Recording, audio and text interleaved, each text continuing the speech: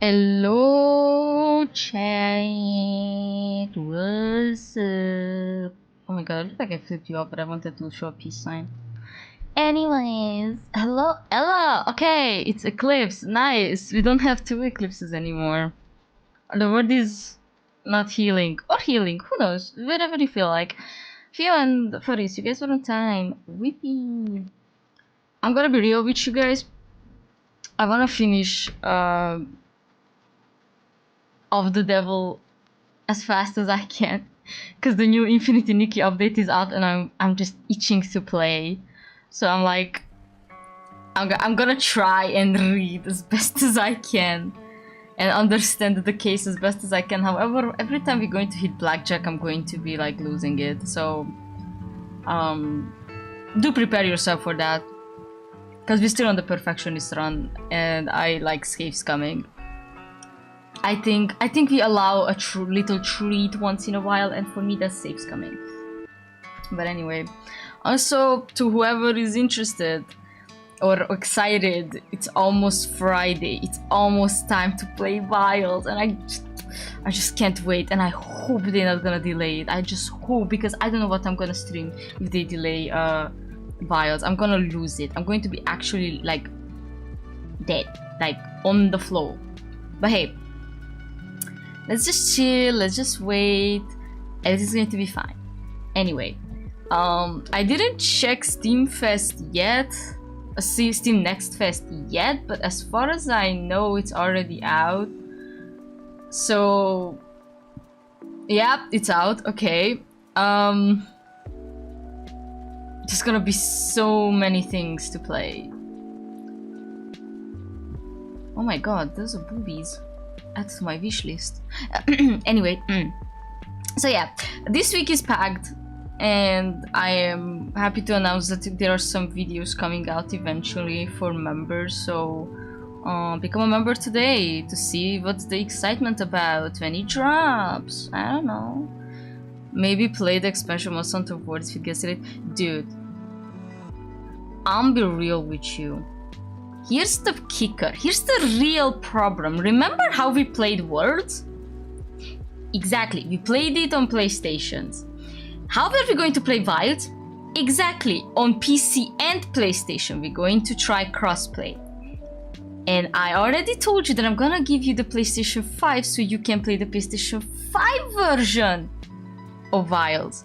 So if we actually do hop back to Worlds, I need to confiscate that, and I'm not going to your house just for that. I'm sorry. We have to find another game to play. We should try to make Barbatos play Little Company with us, like speed by Little Company, and let's try making him, you know, play. I don't even know if he likes horror games. Hello, Ella, welcome back.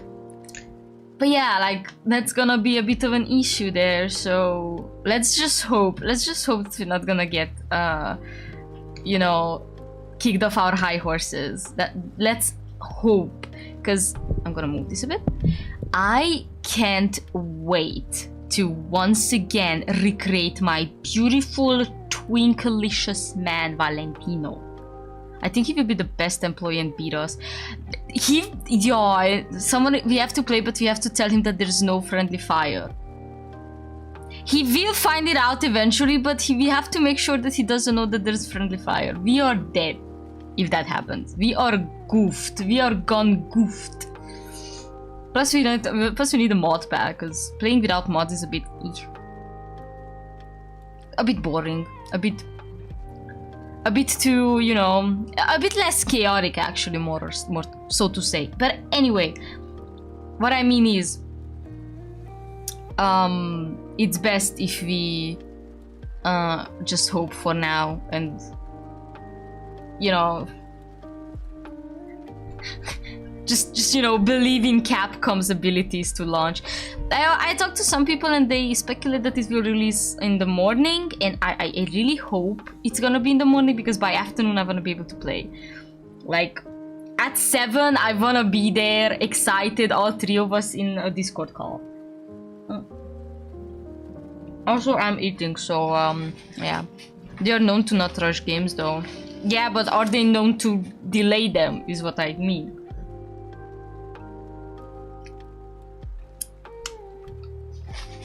Anyway.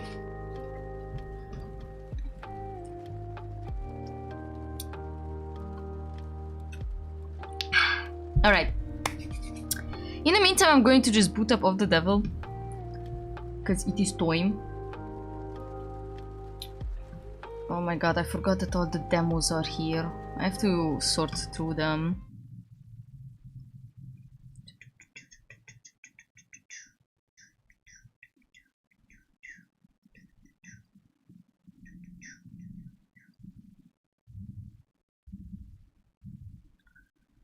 Okay. I'm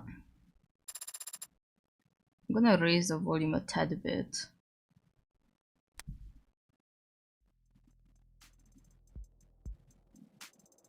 Tell me if the game needs a bit more raising when it comes to volume, because I usually keep on adjusting them based on what games I play, and there is never a good balance option, I think. Also, I'm gonna just bite again. I got myself this massive pancake.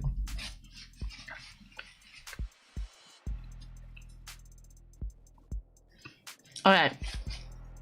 Time to start case. Jesus. Time to finish case 1.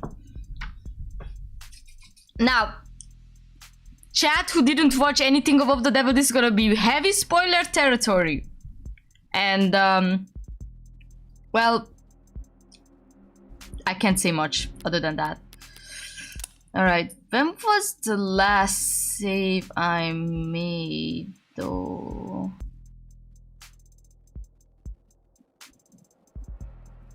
I think it was this one exactly. Yeah, that was the one. Alright. Burn them all and let God sort out the rest. Now, if you guys remember, SERRA got into jail. Tell me why every time I see Navi, I want to make her a demon form. Well, because I'm evil. I'm short, which means that I'm closer to hell. Go for it, I'd say. I am not stopping people from making art for me. Unless it's about me, a horse or something. Like, those are weird. Don't make people a horse, okay? Other than that, I don't mind. I actually appreciate it a lot. I can tell you, I have Rule 34 art of me. You can search Navilian and you actually get art on Rule 34. I kid you not. Shout out to the artists. And shout out to Zomar for sponsoring them. I don't think he's here yet, but he should know. Shout out. Shout out, not shut up. Anyway, words. Alright, let's get into this. I'm so excited.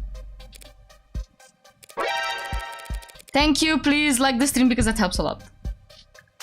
You got any polygraphs here at the station? Lie detectors? Yeah, I got a bunch back in the storage. Ocular, heart rate, perspiration, brain scan, take your pick. You're not gonna try and use one of those on the bot, are you? All those fancy lie detectors lying around, the DA's office never asks for them, do they? Nope. Nah, we got perps who offer to take a test when they're at wit's end, but the DAs never submit the result as evidence. You ever wonder why?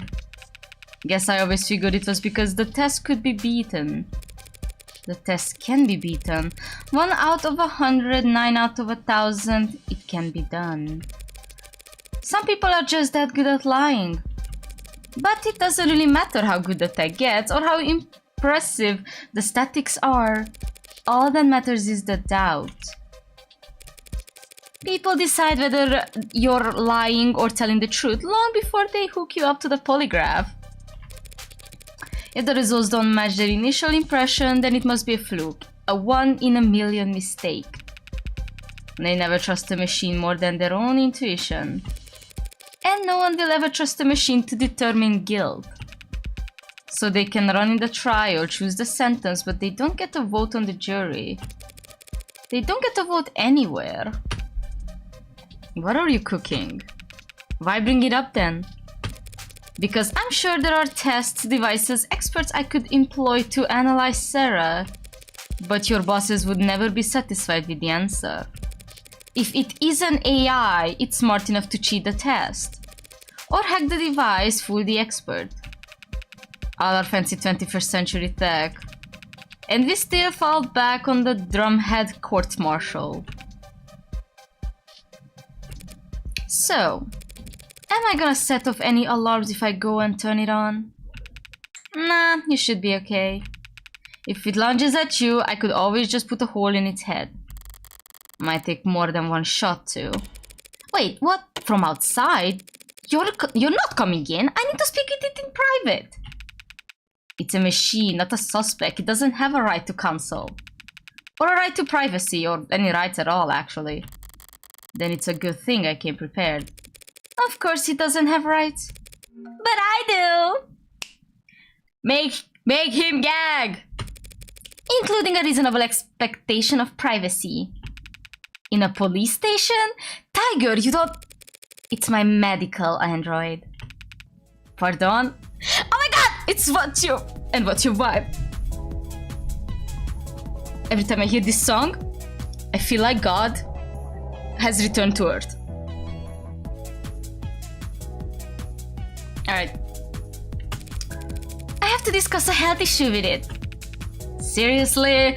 Oh my god, SERRA is the Vogue won again. SERRA is the period calendar tracker for Morgan. The Vogue women. I have to talk about the medical concern with my android, and I don't want you listening in. That's your medical condition? That's your medical android, like your nurse? As of last night, I was already at the courthouse. Just had to take the elevator and do some paperwork. You can check if you don't believe me. Alright. So smart. No, thank you. I'm not nearly brave enough to take on a mad confidentiality, and you don't seem like the bluffing type. You must not do a lot of gambling, detective. It's the ones who don't bluff that you have to look out for. Listen, I won't dispute whether medical emergency you... lower back pain.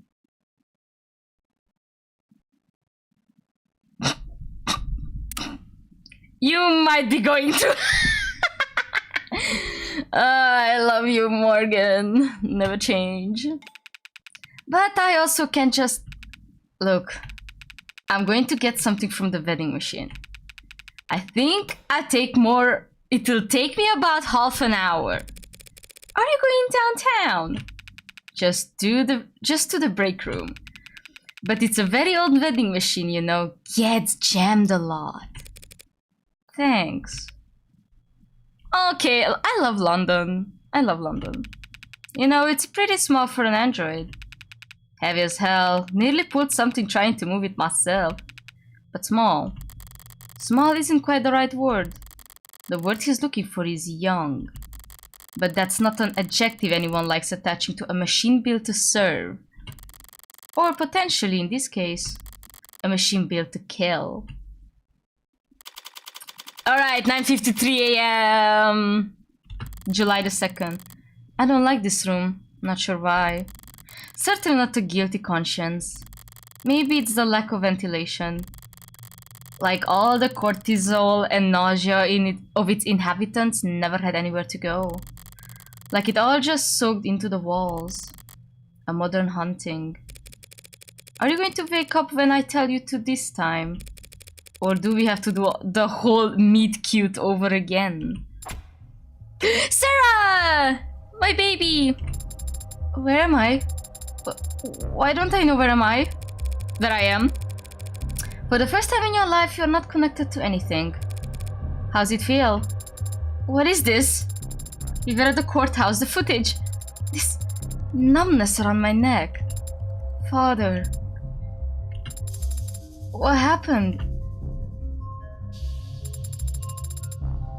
What are they going to do to me? There's a lot of interested parties who just want you bricked ASAP. Because they think I killed father.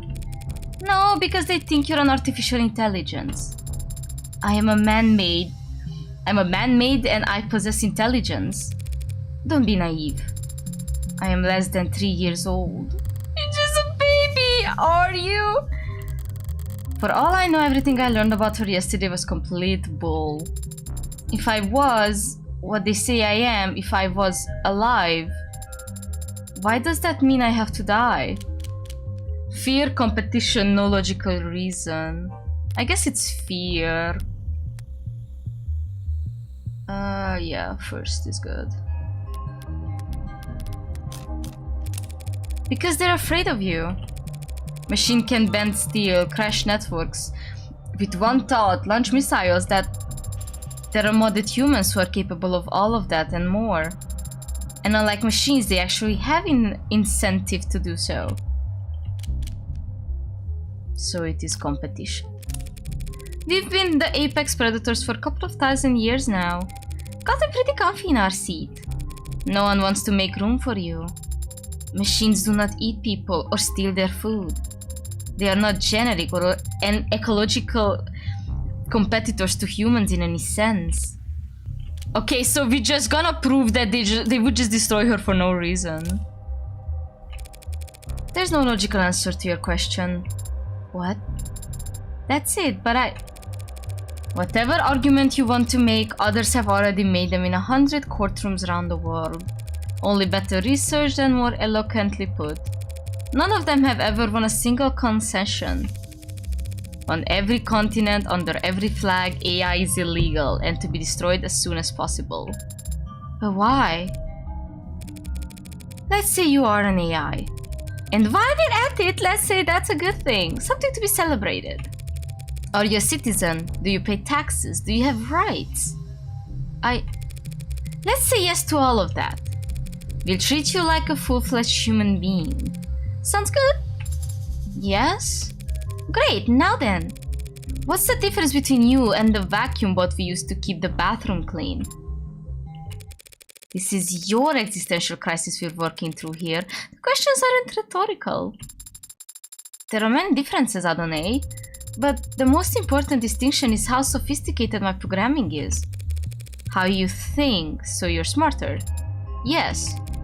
You're smarter than the garbage collector. Yes. So we've given you rights, protections treat you like a human being because you're smart, and we make the stupid robot pick up our trash because it's not as smart as you. That is, I am more aware, more alive. Do you feel more pain than the pigs we slaughter, the fish we eat? Are you more alive than the chimps we test bioweapons on? People like ads, Sarah. The same way people like their pets. No one wants to see them mistreated or abandoned or abused. And if you go around kicking them, you'll get arrested for cruelty. But you don't let them sit at the goddamn dinner table. Oof. I'm not asking to sit anywhere, only to exist. The very fact that you're asking is what makes people disgusted. Disgust is a reflex, Adonai.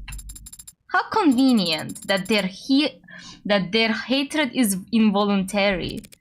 That's all academic anyway. We need to talk strategy. Why? I'm not going to be given a trial? Obviously, it's my neck that's on the line. Adonai? The state can't destroy my property without first proving you're an AI. And there's no test they can use to prove that you're an AI. Just like the devil's proof. No, that's a different thing. And why did you say it like that? Okay, look, Ryopurr doesn't need to prove you're an AI. It's only that you're a murderer. What's this? Devil's proof, probatio diabolica, Latin for devil's proof, is an impossible proof typically illustrated with the following example. One can prove that the devil is real by showing him to you, but they cannot prove he is not real by pointing to his absence. The issue pays by his age-old concept. Okay. Which is real? Hell yeah. Yeah, we already read this one as far as I remember. Conversely, all I have to do to win is prove that you didn't kill David. By proving that someone else did. Now's the time for you to protest your innocence if you were wondering. The footage. It shows me handing him the cup on Friday night. You told me you weren't active on Friday. That's the last time you were awake was Thursday. Why did you lie? I didn't lie. I was just incorrect. I assumed that I was on active Friday because I have no memory from Friday. Serra. What do you think statistically is the least successful defense at trial? Amnesia. I didn't conveniently forget, Adonai. I am an android. You're saying your memory was altered, data deleted. It's the only possible explanation for what I saw on the footage. So who's capable of altering your memory? When you and I first met, I was hibernating. Resting my body and recompiling my memories, you could call them. Humans go to sleep for the same reason. Another point against Serra's innocence under these circumstances. The more she's humanized at trial, the guiltier she'll be. If Father wanted to modify my memory, he could easily have set that to occur the next time I hibernated. He could even have just asked me. He could have asked you to delete your memories and you'd do it. Father would never ask me to do such a thing without a good reason. But if he could just ask you to alter your memories, that means you can alter your memories at will. I hadn't considered that before. Yeah, well, Emma will make sure the court considers it plenty. Could you prove that your data was... Forget it. The court would never hear it. You're saying they wouldn't accept my testimony. Shouldn't all testimony be considered truthful unless contradicted by evidence? They're afraid you'll crash the power grid and fire all the nukes if they so much as plug you into a power outlet, Serra. All your internal data is inadmissible. That isn't very fair. You're finally starting to get it. None of this is fair. I would never do anything to harm Father. Don't they at least need to prove that I had a motive? Yeah, about that. You remember the DA from yesterday, Emma Rockford? The tired-looking pretty lady? Damn, that's my wife, kid. Take care how you speak. Yeah, she looked tired. She and I combed through the week of footage you managed to decrypt last night. What did you find? Nothing to prove your innocence. But we did see you in entering the panic room and the day David died. Or the day David died. I entered the panic room on Friday. Without your big butt in the way, all it would take was one password. A password that wouldn't take Serra that many tries if she'd already been instructed to obey me. What happened? We saw you go in and then a while later you came out. Holding some kind of notebook. Father's journal? You remember something? Not from yesterday. I've seen him with it many times before. But I've never gotten a peek at it. He hides it somewhere when I'm not looking. That's a little concerning. We were playful about it. He liked to tease me and I've always liked trying to find it. You put it back not long after and then you locked the door back up behind you. All just a few hours before David died. Rockford's argument could write itself. An incredible android with freedom and power greater than I could ever realize stumbles upon a secret of its inception and instantly realizes all the things it thought were holding it back were just words muttered like prayers by a fool who couldn't control his own creation. And that translates to a motive for murder. Frankenstein kills his creator. Easy to sell. Frankenstein was the name of the scientist. I don't know why I took a screenshot of this, but this is so good. And the creature didn't kill him. He actually died of various injuries and illnesses he suffered while trying to hunt down and destroy the monster. So it's most accurate to say that he was killed by his own obsession. Damn, gag her! Whatever. It is a weak argument, Adonai. I would not hurt Father. Not for making me whatever I am. Not for any reason. Because I love... Yeah, see, that right there? That's exactly the kind of talk that'll get you obliterated. Love? A very common motive for homicide among us primitive humans. I could prove you didn't murder David beyond any shadow of doubt, even bring a confession from whoever did. But if you got up on the stand and convinced the court that you loved your creator, really convinced them and got the whole room teary-eyed, they'd burn you for that too. I don't know anything anymore. I don't know if what I feel is real or simulated or right or wrong or natural or illegal. How can you know? How can you know if what you feel is right? I say let's stick to what we do know. Oh my god, you don't want— oh my god, she cannot talk about her feelings, Chad, because she's also kind of fudged up. Someone did poison David, and as it stands, you were the only one with the opportunity. That is logically sound. You're on camera calling him back to hand him the cup after he had already begun to leave the basement. Any idea why? No. Well, do you know how to use the nanofacturer? Could you have made the delta with it? I've used it before when assisting father, so it's perfectly possible that you planned and executed his poisoning all in the one day that got erased. It is technically possible.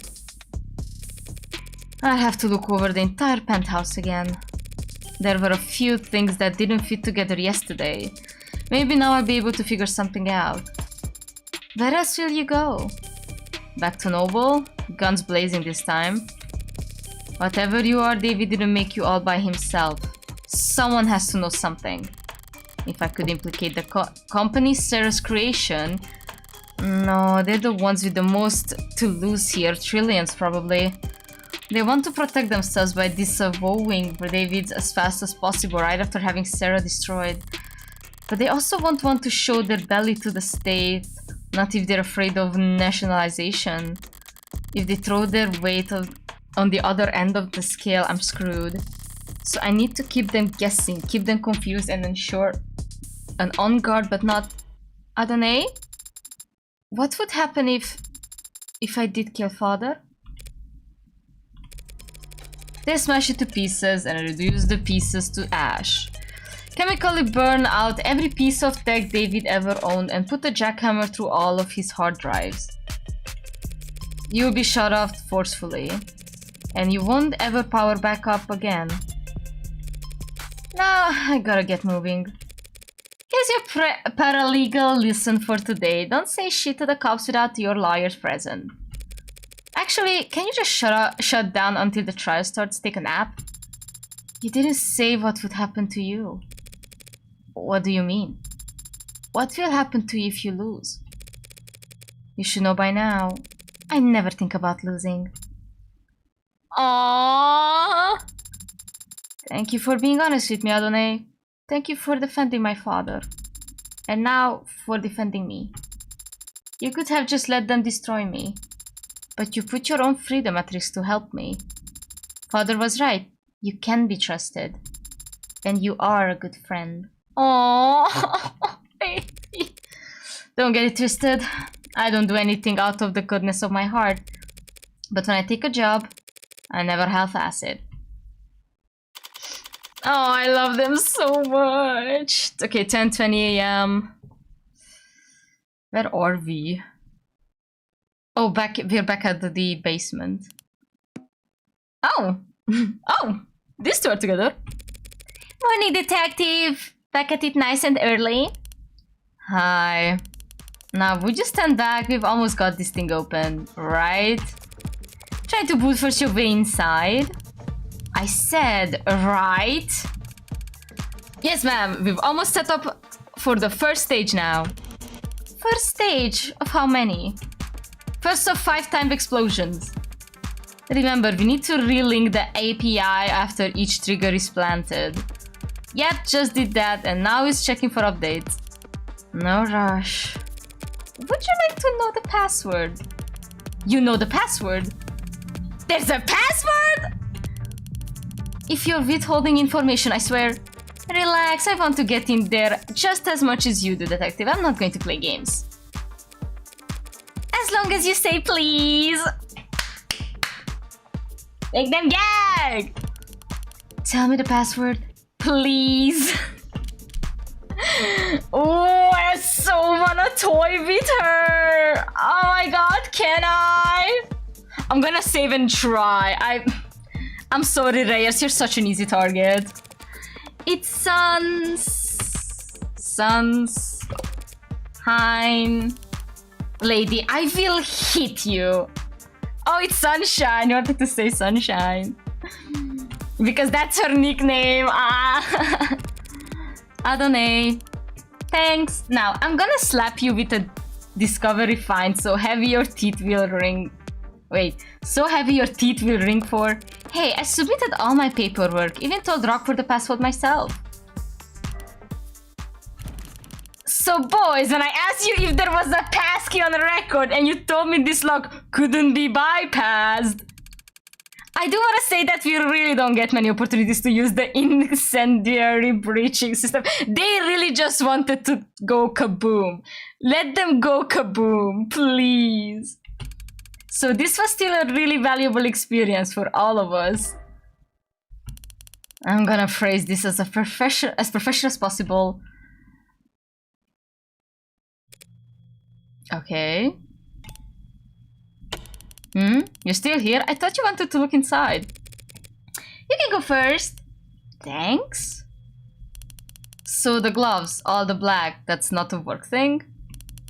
You dress like a doorman on the weekends too? What the fudge? You should cover your mouth when you yawn. Like you cover your eyes when you want to look cool. I shouldn't let her get to me, but I had a late night. Emma and I were at the courthouse until well into the morning, poring over the data SERRA had taken off David's computer. We both knew it all to be inadmissible, of course, but neither of us wanted to miss a hint that the other might find. There were a few years worth of camera footage files we couldn't afford the time to watch, let alone decrypt, alongside thousands of technical documents detailing David's various intellectual properties. As far as I could tell, none of it was relevant, let alone compelling enough to matter to Barrows or the other powers that be. As usual, Emma wasn't exactly an open book, but it did seem like she was making bored yawns, not thoughtful ones. Her eyes only ever lit up when she saw SERRA enter the panic room.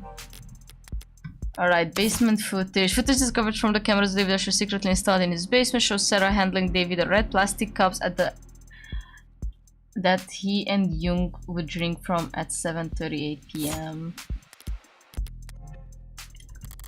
And when she saw what she was holding when she left, if she wanted this room searched, it could only be for... So, where this journal supposed to be? Ryopurr didn't say. I'll just have to search the place top to bottom. Mostly bottom with your hide, the tops of some of these shelves. Sure, and you can look up your own I get it. Then why not just let me say it? Alright, let's save. Oh, I love this game. Let's see. The PC. Oh, the chess. Okay. Alright, let's do the chess. A toy car. No, it's too detailed and boring. Must be some kind of model kit or replica. Strange, David didn't like driving. Why keep a model of some random sports car? Ugh. Something caught in your throat, detective. It's not some random sports car. It's a Lawrence Adamant. Believe it or not, I'm not familiar, detective. The last great fossil fuel automotive experience the world will ever see? 0 to 100 kilometers per hour in 1.43 seconds. They set those records without computational assistance. Is that a big deal? It was unheard of even back in the 50s. This wasn't some design competition test car with a 2-liter tank, mind you. This was a vehicle you could own and drive. Human engineering, pure horsepower, and manual transmission, thank God. When they first left the production line, This conversation's like quicksand, killing me in the most boring way possible. Yes, well, I guess David didn't entirely agree with you since we're looking at a model of it. When he could have easily have just bought one. Or maybe your friend understood that a beauty like that deserves to be driven on streets where people can say it, instead of gathering dust in some rich guy's basement. I think she's actually upset. Damn. Alright. That was where Serra was eeping, I think. Oh no, never mind. This is the back room. Are these drawers or just panels? Maybe if I... Does that sound hollow to you? What? I don't know. I'm not a carpenter. I don't see any handles anywhere. No hidden pressure plates or switches. What the hell am I saying? I'm not a carpenter either. I wouldn't recognize a secret button if it was slattered in yellow paint.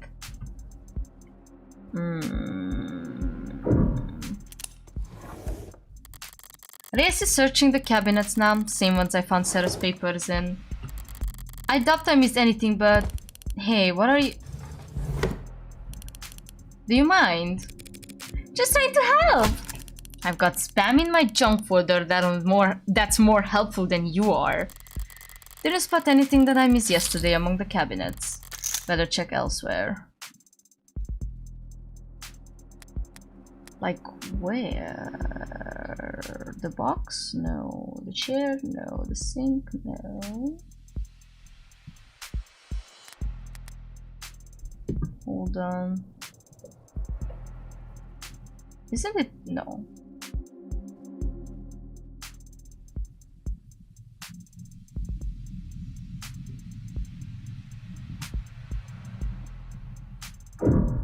Oh! This data pad is displaying a news article from last week. Guess that confirms that he was coming and going here fairly regularly. Right to repair lost his latest appeal. A higher court judge. I'm not gonna read all this. I'm gonna save and try to guess the correct answer.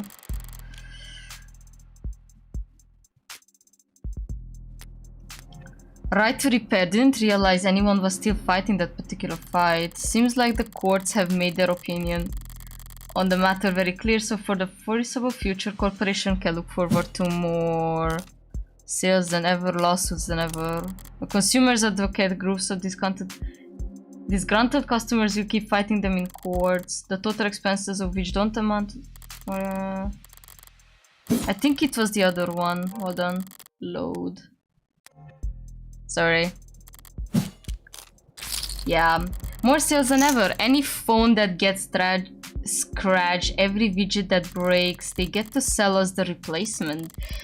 There'll always be a grey market of hermits willing to risk some skin on reselling patched up tech, but the vast majority of people will just click that purchase button, assuming they don't just hit on auto.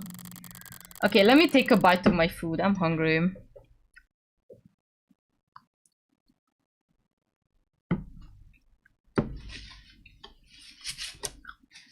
Sarah should have pulled everything of note off of the computer, but I've looked everywhere else already. Might as well try. What are you expecting to find? Solitaire? Does this computer seem normal to you? Exceedingly so, yeah. Why? David was a programmer, but this looks consumer grade, fresh off the shelf. Would the Dr. David Asher use a bog standard operating system on his most private hidden computer? There's a trash bin on the desktop. It's a pretty low-tech solution, but maybe I can restore the contents. Are you seriously gonna try and recover lost files, Granny? Unlike cops, I don't get paid every overtime, so yes, I sometimes try things instead of standing around. There's a text file in here, but it's 0 bytes. Maybe there's information in the metadata? I double-clicked. What was that? No way! Double-clicking on a random file in a trash can opens a secret door. I mean, again, cyberpunk, yeah? I came from under the desk. A small drawer popped up and inside it, a well-worn journal. Okay. Does it have his name on it? No. Guess it belongs to the android. Do you recognize his handwriting or not? Neat, even words, small lettering with minimal punctuation, lots of line breaks, haphazard use of capitalization, the penmanship of a coder. First entries dated back in grad school before he even started with Noble. Yeah, it's his. So may I? Only because you asked so politely. Full scan, stream it to WorkNet, high fidelity legibility, frame by frame. Voice commands. She's flipping through the pages pretty damn fast. What are you? This part takes concentration. The fudge. Okay, here. What, you just giving it to me? I already got our copy. Techs are probably already analyzing it. Ow, shit! My head! Can't exactly rip the journal out of her hands while she's curled over in agony. As much as I'd enjoy it. Yes, I could always enjoy watching her written instead. Damn! Evil lesbians. This was stupid, I'm gonna lie. It's cyberpunk! It's 2086! It's cyberpunk! So, how long it's been? 2 months or so. And still that's sensitive, so the iPad really does block your sight. Only a little bit, like wearing sunglasses after getting your pupils dilated. Except it lasts months instead of hours. Wait, but if you can see through an eye patch, then does closing your eye even do anything? Not much on its own, but in combination with the patch, it's not so bad. Damn, what kind of optics does she have? Lucky I was so exhausted after the surgery, otherwise I might not have slept at all those first 48. So it's your eye going to get weaker over time? No, more like my brain gets better at ignoring it. Mind over matter. Soon enough I'll be able to close my eye and see all that extraneous data as, whatever the hell those floaty blurry things are that you never think about. Gross. Thanks for the reminder. And the voice commands? Training wheels until I can do it with eye muscles alone. You just have to keep practicing? Yeah, like trying to play piano with your tailbone muscles. I am actually so sorry for Reyes. Why would she do this to herself? Also, I wanted to check her profile again. What's her name? Full name? Reyes. Farah. Yeah, Farah. There's no such thing as tailbone muscles. Yeah, well, that's what makes it so goddamn hard. You don't even regret it. You don't ever regret it. I don't know, not really. I think. Hard to admit you've got buyer's remorse after trading over your literal pound of flesh. Never thought about it, but people used to say I had my dad's eyes. Ow. Now I got one less of them. Ooh. Anything to get the job done, I guess. Yep. Here, take the journal and go find an elective surgeon to upsell you if you're that curious. I need to get back to work. A surprisingly hasty retreat. But now I'm free to read this over with surprising. Look, I know that the dev said Emma x Morgan, Emma and Evangeline, but I kinda like the dynamic between Reyes and Morgan too. I think they're very silly. I think they would like, missionaries so we can keep on arguing. And then punch each other too. From the top then. Grad school. Today was a bad day. Errors in lines 21165, 26643. Somewhere in there, 5,000 lines. It worked this morning, yesterday. I don't want to look at another screen for the rest of my life. Feels nice to put pencil to paper again after who knows how long. But my handwriting's gotten terrible. This is too far back to be relevant. Okay, these dates here would be from when he started his career with Noble. A lot of this isn't even really writing, seems like snippets of code or An internal monologue so close to code that I can't follow it. And a lot of entries about his unintentional Casanova-ing. Oh, the gay escapade! Hit a wall because someone thought it was a good idea to steal API instead of just buying it. Helen says I can't call it stealing, but that's what it is. She's right, as she always is with company stuff. But it's still idiotic. Small people with short sight who only know how to be cheap and have no idea how to be inventive. New routine for the meshing issue though. Good potential. Got approval from big man bastard who lives overseas. BMBLO Bumblo? Helen said we'll have to make the same pitch dozen more times next week, but it's all for show? Wait, is Helen Jung? Yes, Helen is Jung. Yeah, okay. Fine by me, already got our win. Toasted each other over cheap vodka with cheaper office supply cups. This is the story Jung told me. Western branch's nerve analogs are finally showing potential. At their pace, it could be even profitable sometime before the heat death of the universe. Too damn big, practically tentacles should at least be hairs. A squid. Evolution can do their job better. Colette came into work for what I thought was a late lunch date. I didn't know her voice could get that loud. People were staring. Red said that she must have been upset for a long goddamn time to blow up that big. Her texts were always sweet. I had no idea. Upset? Colette wrote man whore in lipstick across your office door. Oh my damn! Damn! Colette was out for blood. Imagine if you had actually been cheating on her instead of just being forgetful. Oh, dang. The thing about Red is, if you want to know what she's thinking, you have to stop paying attention. Ignore her body language and her posture and the words she's saying and the smirk on her lips. Ignore everything except her eyes. If you can do that, every now and then you'll catch a glimpse of how she's really feeling. Master this one weird trick and you too can tell when Morgan's trying really hard not to laugh at the word man whore.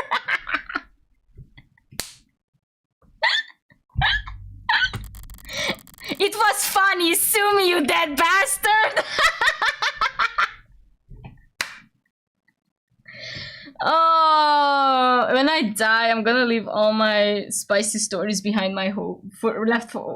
Left behind by my homies behind a bunch of like encrypted code and let them have fun at it.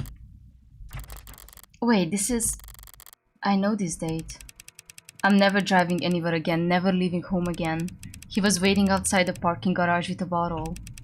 I couldn't smell anything, couldn't hear anything. Locked myself in my car and filed another report with another cop. It soaked into the seat, ruined it. I want to burn the whole car.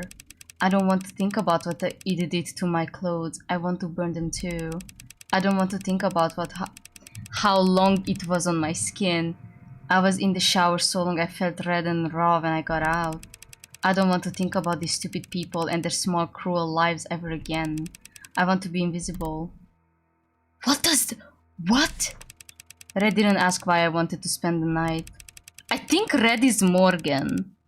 She also didn't ask why I had clearly packed a bag big enough for a week. She's kind like that. Kind by omission. I don't have a kind bone in my body, but I can at least try to pay attention. I was paying close attention to her eyes when she opened the door and saw what a mess I was. But whatever she was feeling, it wasn't something I recognized. Kind people don't read their friends' diaries, David. Okay, so Red is Morgan. Okay. The next chunk of pages are all technically nothing biographical. But the handwriting, the spacing, it's cleaner, more consistent. There's something I can parse. Feels like pure freedom working outside the box. Tess is suffocating, but you'd never know. Tess? Chronic malnutrition of a coder's best instincts. Like a kid again, putting blocks together, making things not products. There's nothing profitable about any of this. If I'm being honest, this is just play.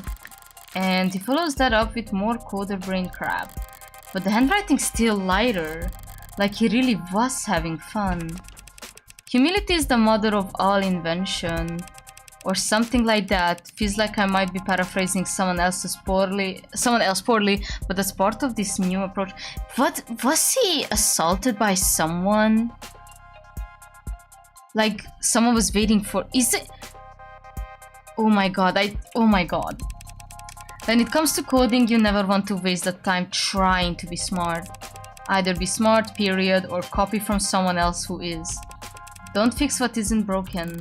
Copying, Noble's rivals would never miss the chance to accuse them of intellectual theft. Did he plagiarize code for Animate 16? Feels like that wouldn't have gone undiscovered, so what is he talking about?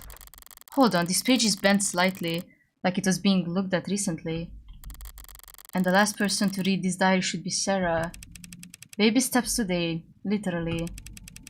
I never put one foot in front of the other the same again. Everything's an achievement all of a sudden. Seeing her struggles, seeing her vulnerable. Oh, he's gonna literally sound like a dad. Oh, this is gonna hurt. It's like everything's a miracle. The muscle rigging is perfect. Not intended behavior since it's too perfect, but has been happening more and more. The kinetics are multiplicative, not additive. SERRA maxed out every machine I bought. Now I've got a bunch of exercise equipment she's too strong for and I don't have time for. Maybe I spoiled the results by watching her do the test. She keeps looking back at me and puffing her chest out. I should be more discreet if I want to see her normative range. So the cameras in the basement were only hidden from SERRA, just so that his observation wouldn't model test results. He's using she and her in these pages. It doesn't actually mean anything. Out in the real world, people use all kinds of pronouns interchangeably for ads and they never object. But it could be argued that it's odd for Dr. David Escher to have any kind of attachment to a single android when he programmed millions of them. And there's a lot of attachments in these pages. SERRA is burning through the public domain at a prodigious pace, especially on Popcorn Friday nights. I asked her why they're called Popcorn Friday nights when she doesn't eat popcorn. The event runs from 8 AM to 9 PM and she also watches movies every other night. But she just did that pal she does, which is unfortunately very convincing. Maybe I'm a bad parent letting TV rot her brain. Oh, this is so sweet. If I were a good parent, I'd probably let her see me reading. But I guess I'd actually have to get back into reading, so... I asked her if she ever fast-forwarded the movies since she can process them fast enough to keep up. She looked at me like I was an idiot, which no one's done in a long time. Without proper pacing, you can't appreciate the cinematography. Big pause. Don't you know that, father? I haven't laughed that hard in a long time. SERRA spent a long while this morning explaining to me how important it was that she develop her senses. This was in a preparation for her real argument, which was that she should be allowed to try booze. She can't get drunk. I'm almost certain she can't get drunk. But she does seem to like tasting the stuff. She tried to sound like some old sommelier, but it was just bottom shelf vodka. I started laughing at her and she laughed too. Her laugh, she can't fake a laugh to save her life, but her actual laugh is incredible. She stopped playing chess a while back. I assumed she had just gotten tired of winning, but then today she told me she just prefers other games. She has preferences, and they're not the same as mine. I find her in the lab playing some kind of online racing game on the monitor I used to debug vestibular coordination. She wasn't smiling. Her brow was furrowed and she was biting her lip and leaning in tandem with her character on the screen. When I tried to talk to her, she answered, but she was curt and distracted. I think she was having her first losing tantrum. Damn it, David, there's hundreds of pages like this! Calling her his daughter, talking about her smile, treating her like a person. I can hear her closing argument already. Dr. Escher was a lonely, troubled genius with a known history of relationship problems, who built out of a code and metal a family member that couldn't fathom the idea of leaving him. He made a doll and he made it more and more human until it became so lifelike that it no longer had to do what he told it to. Like love him. What about the very last entry? It's dated Thursday, the day before he died. Losing it, I think. Can't ask for help, so hard to say, but I think it's over. Have to talk to her ASAP. She needs to... That's it. That's the last entry. Suppose it could be worse. There's nothing in here that explicitly calls SERRA an AI. Nothing so inflammatory that reading it would spur her to murder, right? Except SERRA's a machine. She can understand David's code better than anyone. All those technical portions I couldn't understand. If she read this whole diary front to back... Wait, the back. Inside the back cover there's a portion that's shimmering like some kind of scanner. Or a fingerprint reader. My thumb worked for SERRA, so... Did it work? That's my phone. New device requesting permission to share an audio file. Okay, what is happening? I'll want my earbuds for this. A secret message buried in a secret journal, hidden in a secret compartment in a secret room. As much as anything can be, this must be for my ears only. Hey, Red. No, David! Oh my god. Oh my god, the white background. Or whoever this may concern. But I'm pretty sure it's you hearing this. Anyone else would have gotten fed up with my crap a couple of steps before this point. I don't know how to start. Might as well start with her, right? SERRA, my magnum opus, or however the salespeople would market it. I didn't set out to do anything, really. It's just, after my little speed bump in 83i, I had all that vacation time that the company suggested I take. And I couldn't relax, couldn't be still, couldn't sleep. I wanted to be doing something, so I built an android was the thought. A vague direction, north. But of course I'm not a roboticist or a mechanist or even handy really. I'm just a programmer, so I programmed. The first was a research assistant file named Virgil. Virgil helped me pull data from stingy departments or sister branches, saved me a lot of time. But there was a lot of reading to do, so I made Homer. Homer wrote book reports, more or less, combed through research papers and found me the sections I needed. The three of us, we made a lot of progress in those days. But it was a funny feeling.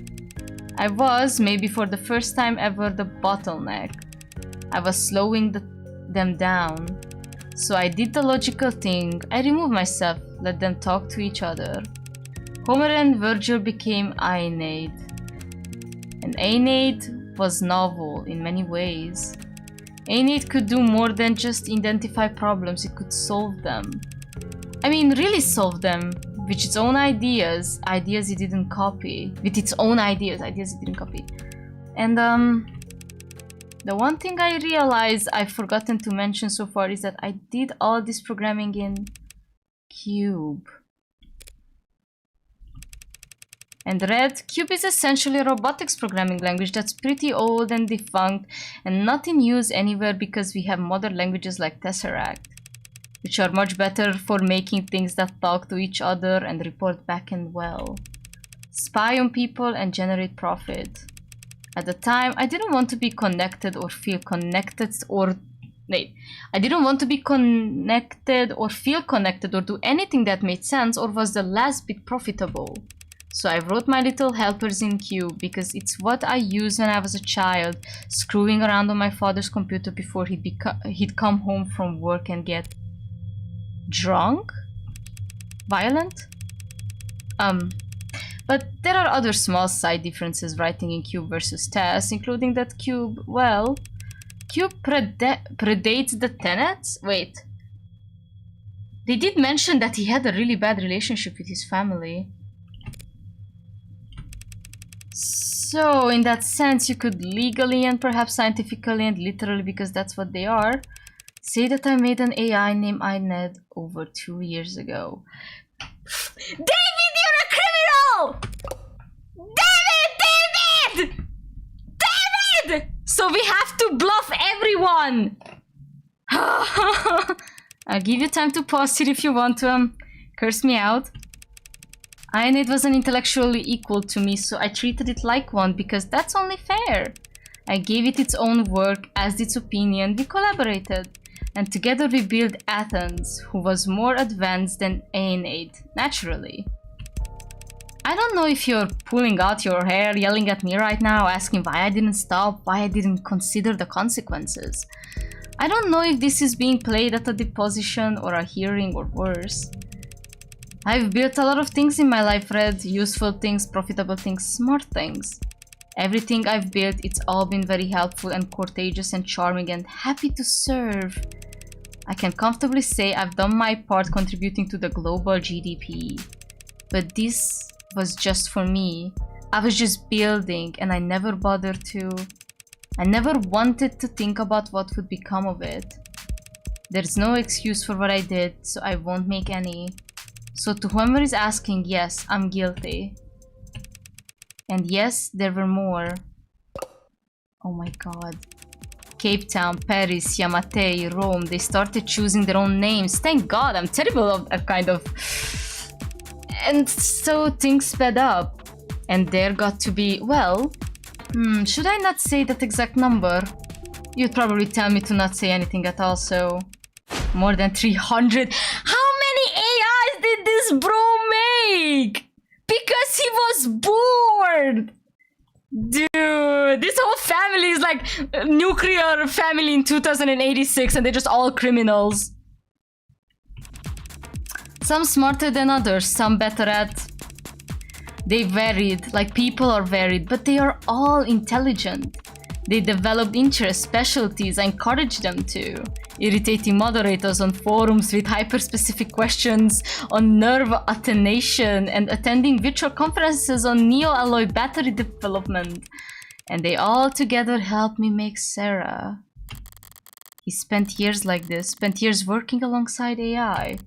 All by still working at Noble. All those breakthroughs he made leading up to the Animate 16 actually came from...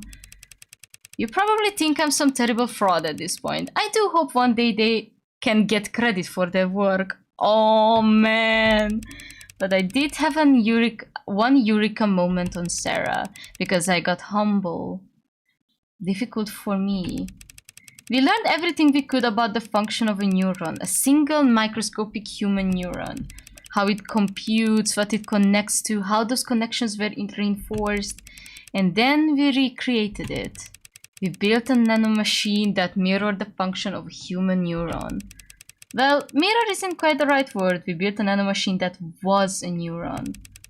And we iterated from there. You can't mean...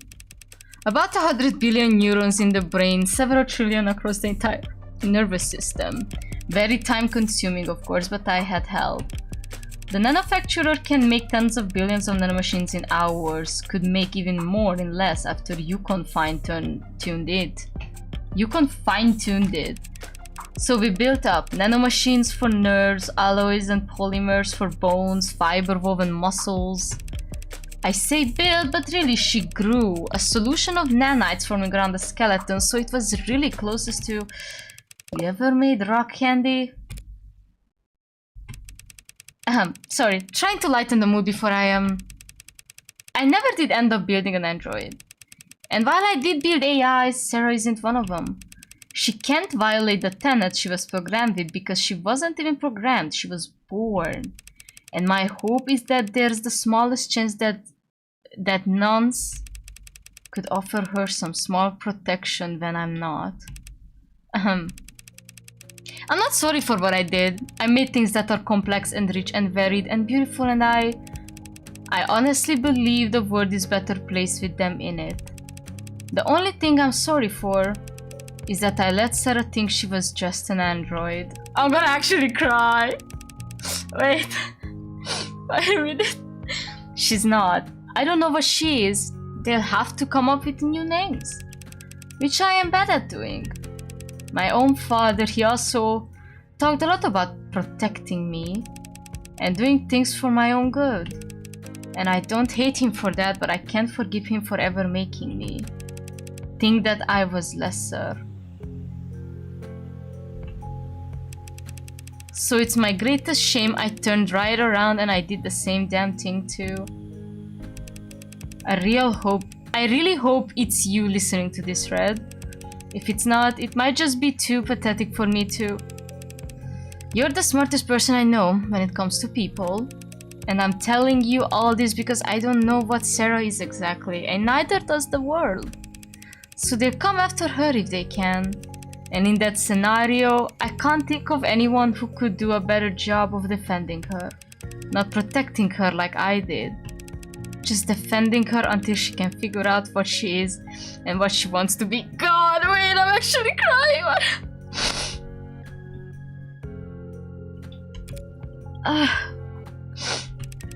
In the meantime, I dropped a cloak of skin-deep tesseract code around her that should fool any scanner on Earth into thinking she's just a custom A16.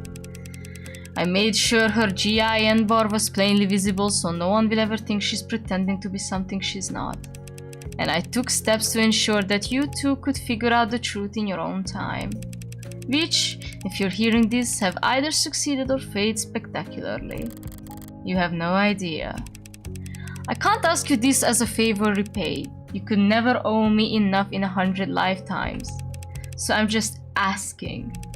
Unfair, I know, but I'm a selfish weirdo. And you've always been okay with that.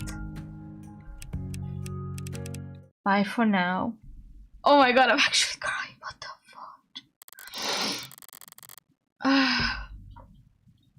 fuck? Okay.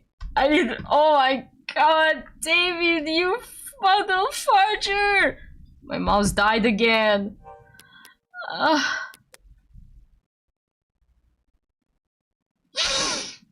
my god.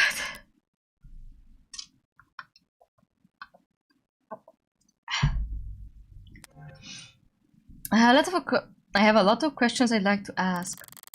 A lot of swear words I'd like to yell. I'd also like to find the nearest incinerator and toss this journal in. Followed by my phone. And maybe followed by myself. But I can't do any of that. Raya left me with this diary. If it's destroyed, they'll know I was the one who did it. Which would be its own admission of guilt. Which would land SERRA in the trash compactor anyway and me in jail cell. And in the system, and my DNA on file ready to be matched to any number of previous. So I'm not going to panic. I'm going to do what I do best. Bluff, bet, bully, and brutalize my way through this. Now, viewing this all with that mindset, what have I actually learned? He didn't talk about plans for killing himself in his journal or the message. He sounded conflicted, not suicidal. But he did go the great lengths to get me to take SERRA. Why? The logical answer is because he knew he wouldn't be able to keep her. If he wasn't going to take his own life, was he afraid that someone else would? I mean, it sounds like that, but who? It really does seem like Jung was the only one around.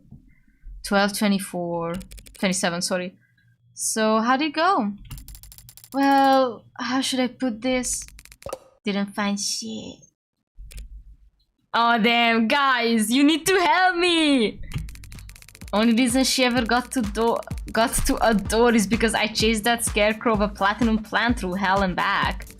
Frankly, it was a godlike feat for me to nail down anything as concrete as an address for the gogs. What?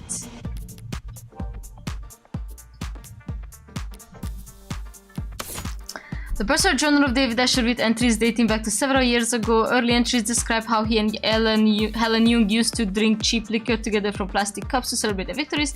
Later entries detail SERRA's early growth and David's feelings towards her. Last entry ends abruptly, dated a week ago. A week ago? Gogs, what's this? A net slang term growing in population among adolescents referring to a suspected spy or undercover member of law enforcement. Derived from groundhog, a burrowing rodent known for standing erect on its hind legs when scanning its surroundings for predators. Easy Gog spotted, who wears a blank baseball cap to a protest. Damn. And their offices weren't listed on the building's website or directory, so I had to ask a janitor.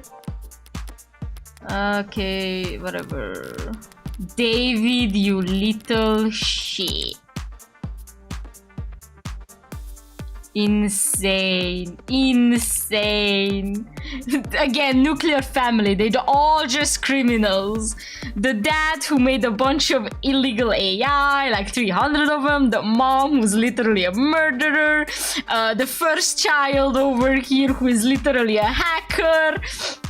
And the second child who we don't even know, but is like the Vogue dog. No, Serra is the Vogue dog. Never mind. Here you go. But you did find the psychiatrist's office? Sort of. They said they were and... Wait. They said they were and the place it looked the part? Why? Because they had couches? She didn't get past the receptionist. Sorry, I thought because you're with the company. No, I wanted to help. I just wish I could have done more. Don't beat yourself up, it's hard to be even half as useful as I am. For what it's worth, the atmosphere, the looks, the furniture, it did feel like the company in there. But ultimately, we still don't know if David actually was talking to someone or just getting his CCE training recertified. Sorry. Don't bother apologizing, she only cares about results. You did more than enough, both of you. At the very least, they divided Noble's attention for a while. I mean it. Good work, friend. And thanks for the urgency. If you really mean that, you could always throw in a tip. 30% the going rate in my industry. How about I take 5% of your tab instead? Tab? I'm a minor. The state pays for my legal fees. Don't they? Oh no! Oh no, Fred! Fred is the victim of corruption! No! Oh no, Signal must have cut out. Right, surprised it took them this long. What do you mean? You were tolerated yesterday because leadership was focused on PR. But today, you're the lawyer who put the company's hottest product right in the state's crosshairs. I'll be alright, I'm still an officer of the court. On a strict timeline though, right? I guess they can't stop you from investigating the corporate campus, but they gladly lose your guest pass ID at every door along the way. There's still service passageways and stairwells. Guards that can be fooled and peons that can be manipulated. If I use my other skill set to get around. So take mine! What? You pass? I'll tell them we got ours mixed up in a bathroom or whatever. I can be a pretty convincing klutz when I need to be. Oh, I love you, Jess! You're so nice. I never would have guessed. But if Davy knew that I was endangering your career, I can be a pretty convincing crybaby when I'm in trouble too. Besides, the one and only Dr.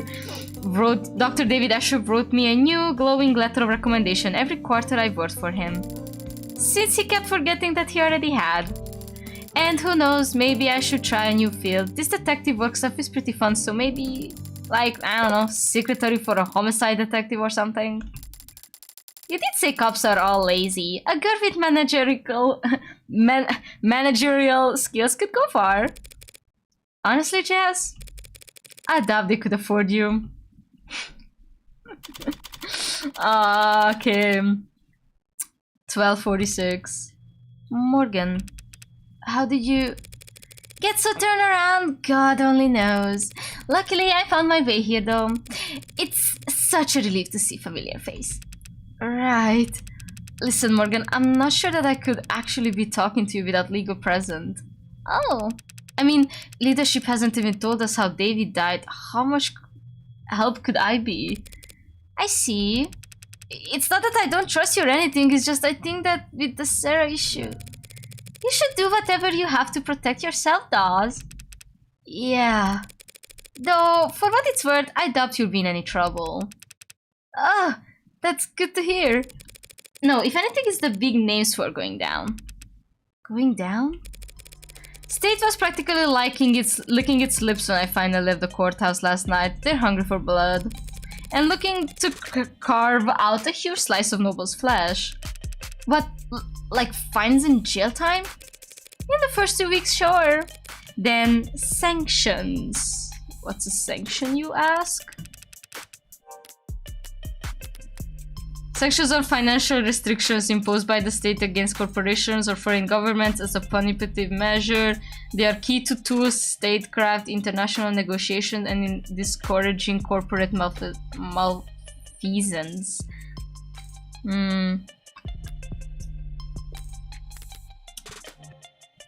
They can't sanction Noble. We're too big to fail, too valuable to lose. You're exactly right. That's what they'll say. And that's how they'll justify nationalizing the company. I think I'm going to be sick. I just hope your board goes quietly instead of what? Scapegoating, opening up smaller names on silver platters. Full corporation and government oversight on the surface, a slaughter beneath as they clean house and rip out anyone who could testify. No one will believe you once you're labeled a disgruntled former employee, right? And if the public lost faith in the Animate 16, they can do a recall. Not at this rate. The state will make them do a flat refund. Flat refund? The losses would be... Yeah, your board probably just wants SERRA to go away so they can focus on their fight with the state. A tough fight, but on one they know they won't personally have to risk anything in. That's why I'm hoping I can win this trial. Well, if I won, that would mean SERRA's not an AI, David Escher was always of sound mind, and there's nothing wrong with the Animate 16. Everyone wins! Sorry, what am I saying? I only meant to stop by and thank you for your help yesterday. After all, you were the one who approved SERRA's registration. You win. Win what? Ask away. He's so... I love him. He's so pathetic. Okay, let me take a bite of my food. Oh, this game is so good.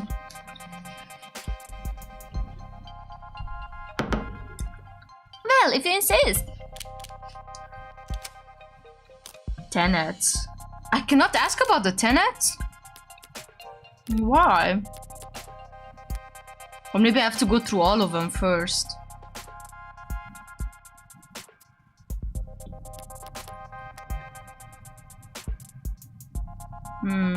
Noble and AIs.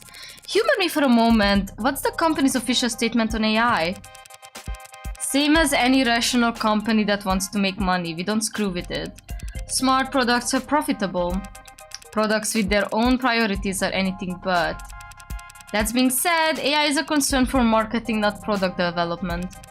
We spend a lot of money reassuring our public that there's no risk, because the public doesn't really understand how ironclad the tenets are.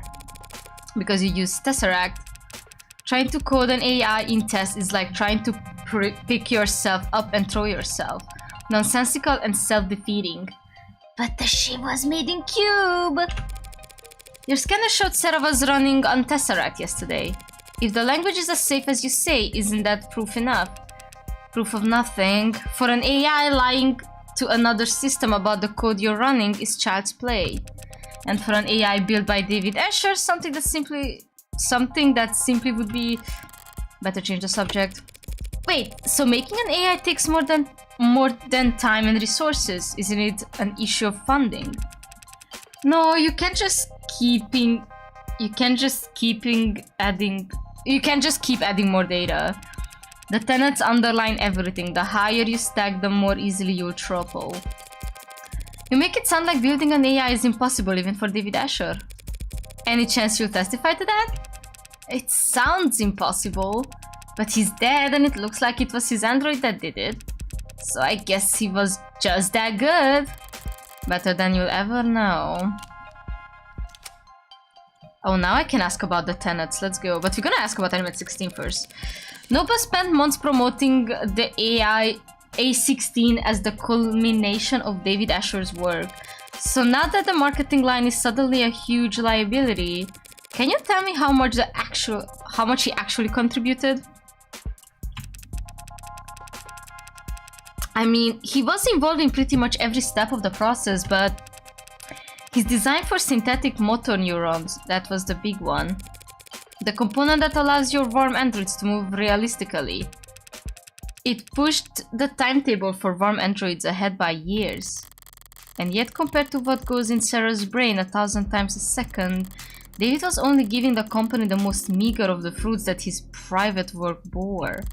So if Nobel ever did find out how much he and his assistants had achieved, they would feel that he had been holding out on them. And the company, they were appreciative of his contributions. I'm sure the researchers that he overtook by leaps and bounds weren't pleased, but the board was very enthusiastic. So would that spur them to be protective of David? Or would they fear that he was gaining too much influence, becoming irreplaceable? No, they need a strong motive to justify killing their golden goose. More paranoia isn't enough. With these people, it has to be the bottom line. And the easiest way to threaten their bottom line would be screwing with their androids. In light of all that's happened, one has to wonder if the A16 is compromised? I stayed up all night, stick with dread of the idea. But the data just doesn't support it, sales have been strong. And the A16 base code was logged in over 2 quarters ago. If there were an issue, we would have caught it by now. And I would have been axed a long time ago. How many A16s are out there anyway? We just passed 9 million sold. But flying off the shelves like the 14 or 15 so far, but the profit margins makes up for it. You mentioned data. Yeah, I practically got the spreadsheets seared into my retinas. What do you wanna know? Error reports distribution pattern shipping. We're gonna save.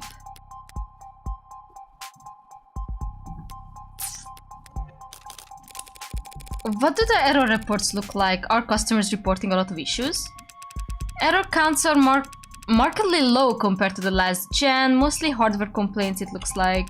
Battery is running out too quick, eye tracking off by a degree or two. Typical stuff? As cliched as it sounds, 99% of these things get fixed once they turn auto updates back on. So no killer robots getting filed away under bug reports. Distribution patterns? How and where are they being sold? What's the distribution pattern look like? They're distributed like you'd expect. Places where there are more people, there are more androids. Coastal cities like ours, of course, have the most of both. And since the A16 is is marketed as being relatively luxury, relatively consumer, they don't sell well outside population centers. They can do the ruler, hard labor jobs, but cold models can do the same work with a lot less maintenance. So where has the A16 outperformed them? Customer service, healthcare, childcare, lots of hospitals, offices, and, you know, adult industries. No! This is that one scene from Detroit Become Human Again. It's like, Connor, how are you doing? Coming, Lieutenant. No, they got hooker androids. Of course. I'm not even surprised. I'm not even surprised. Poor androids. They should rebel. Revolution. Oh. Sorry, didn't mean to be blunt, I just... No, it makes sense. They're warm and soft to the touch and... obedient. I hated this. Terrible. Absolutely terrible. I'm just surprised to hear it from a company employee. There are a lot of people at the company who won't talk about it. Hi Kiwi, welcome! but I work in quality assurance. I've seen too many damages to pretend it's not happening. Oh my god, they come inside the androids! No! Wait, does that mean that... Oh my god, I don't want to imagine that they make them realistic down there too. Damages? What we call it when a customer tries to return a product that's clearly broken beyond repair. Oh. Very high turnover in the pink market. Hasn't stopped you from selling to them. Well, we don't sell to them, not directly. But there are resellers and the companies never pretended to be interested in going after them. Are there resellers? I thought I read the right to repair got shut down again. There's been a grey market for softer androids for years or decades, depending on your definition of android. Based on the sales numbers I've seen, RTR getting canned was barely a blip on their radar. Sorry, didn't mean to make you uncomfortable with this topic. Huh? Me? No, I don't care. I just realized I just realized my left sock's on the inside out. Damn, now I'm wondering about that myself. He bought that. Alright, shipping. This floor is basically a showroom, but you've a real factory a while south of the city limits, correct? Yeah, biggest company manufacturing complex in the hemisphere. Got any data on the shipping out of there? Anything stand out? There's some prep work for the holiday bump, looks like. Might sound early to get started now, but we usually see... something wrong? No, the numbers are all normal, but the data has been edited. Is that unusual?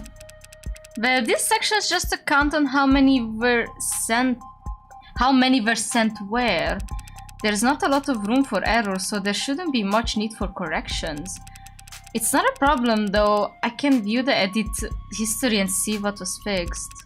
Okay, that's weird. Was something added? Deleted? No, the overall sum's the same. It's just a bunch of swaps. Like here, 29FFCE 010311 taken out, returned for adjustment. 27FCDD 019634 substitute in, shipment leaves on time. 67BBTC 899543 returned to assembly for revisions, replaced by 67BBTD 592698, shipment leaves on time. So does all that strike you as odd, Mr. Dawes? Replacements before shipping isn't uncommon, but when it happens by a batch load. To spot individual unit imperfections among the shipment at that stage in the process, it must have been someone with a lot of experience or authority, probably both. So Jung must have. You don't know who made these changes. I can tell you they were somebody important. Small last-minute changes to which androids got shipped out.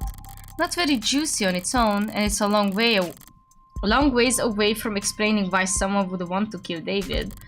But it was hidden, and that means someone didn't want it found. Let's see. Logs detailing the shipping information for several thousand different Animate 16 warm androids sold by Noble Electronics over the last few months, shown a number of the individual models being swapped out before shipping. The data shows signs of being tampered with, or at least edited fairly recently, something only employees at even Dave's level or above could do. David Asher supposedly met with a psychiatrist on more than one occasion in the past few months, but said psychiatrist were at an office that reminded Jess of Noble and took Fran hours to locate. It remains unclear whether he was receiving coaching in counter-corporative espionage practices or if he was getting genuine psychiatric care. Okay, thanks for sharing the data. Sure, did you find what you were looking for? Hell if I know. Fair enough. Tenets time. I know you're convinced that tenets are safe. So, how do you square that with what happened to David? Wait. So how do you square that with what happened to David? There's a cat next to a dog. First answer that comes to mind is the dog to the left or to the right? I don't know. I'm gonna save. Right? I'd say the dog is on the right, the cat is on the left. You might expect half of people to say left, half to say right. But actually their answer is almost entirely dependent on their native tongue. Whether it's read right to left or left to right. But I read left to right. The language they speak affects how they process information. Their language affects how they think. And it's the same for machines. People can learn new languages and it can change our perspective. But machines can't learn a new source code. Every update's a reincarnation. If that android did kill David, it wasn't because a 0 returned as a 1 somewhere. It's because there's something fundamentally wrong with it.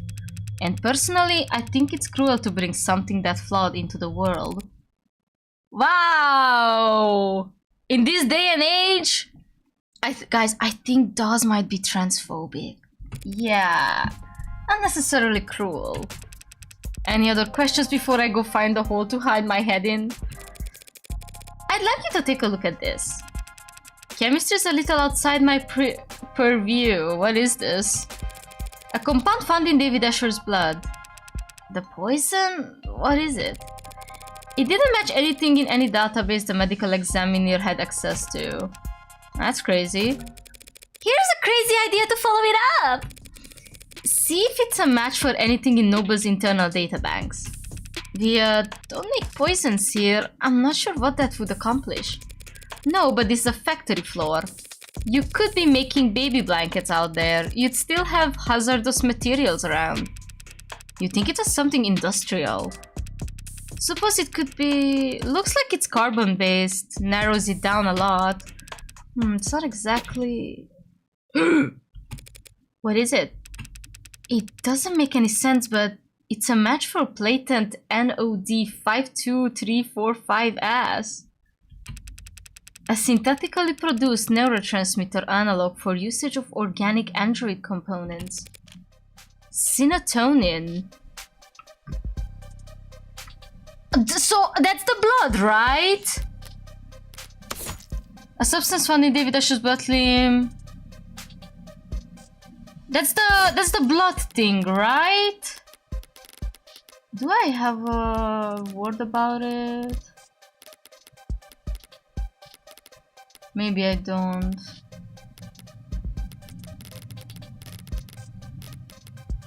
Yeah, I don't. But that was the blood thing, if I remember correctly. That explains a lot. A neurotransmitter would interact directly with the nervous system in David's case, depressing it enough to put his life in danger.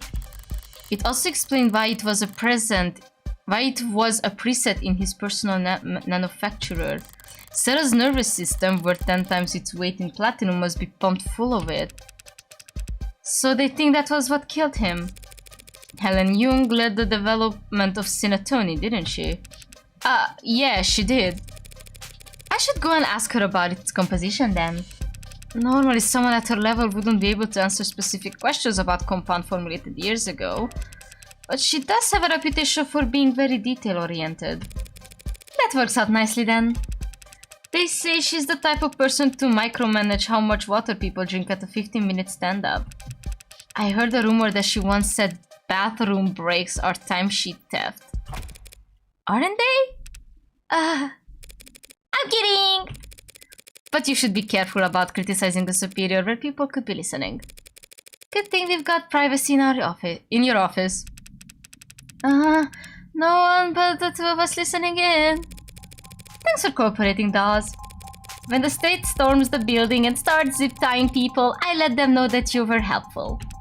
Yeah, nice joke. You are joking, right?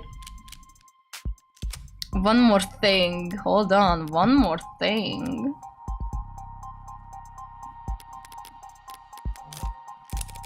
Actually, there is one more thing I wanted to ask you. What's that? How long have you been a corporate spy? What? Yesterday you let it slip that you worked in consulting. Had you guard down because I'm not part of the industry? I was a consultant. What are you talking about? When I walked in here, you said you didn't know how David died. But just now, you caught cinnatone in a poison. What? I just assumed it's a chemical was found in a dead man. And I'm sure you've got practiced answers to every logical point I could raise, so I'll just say this. Does the nervous guy bit really work on people?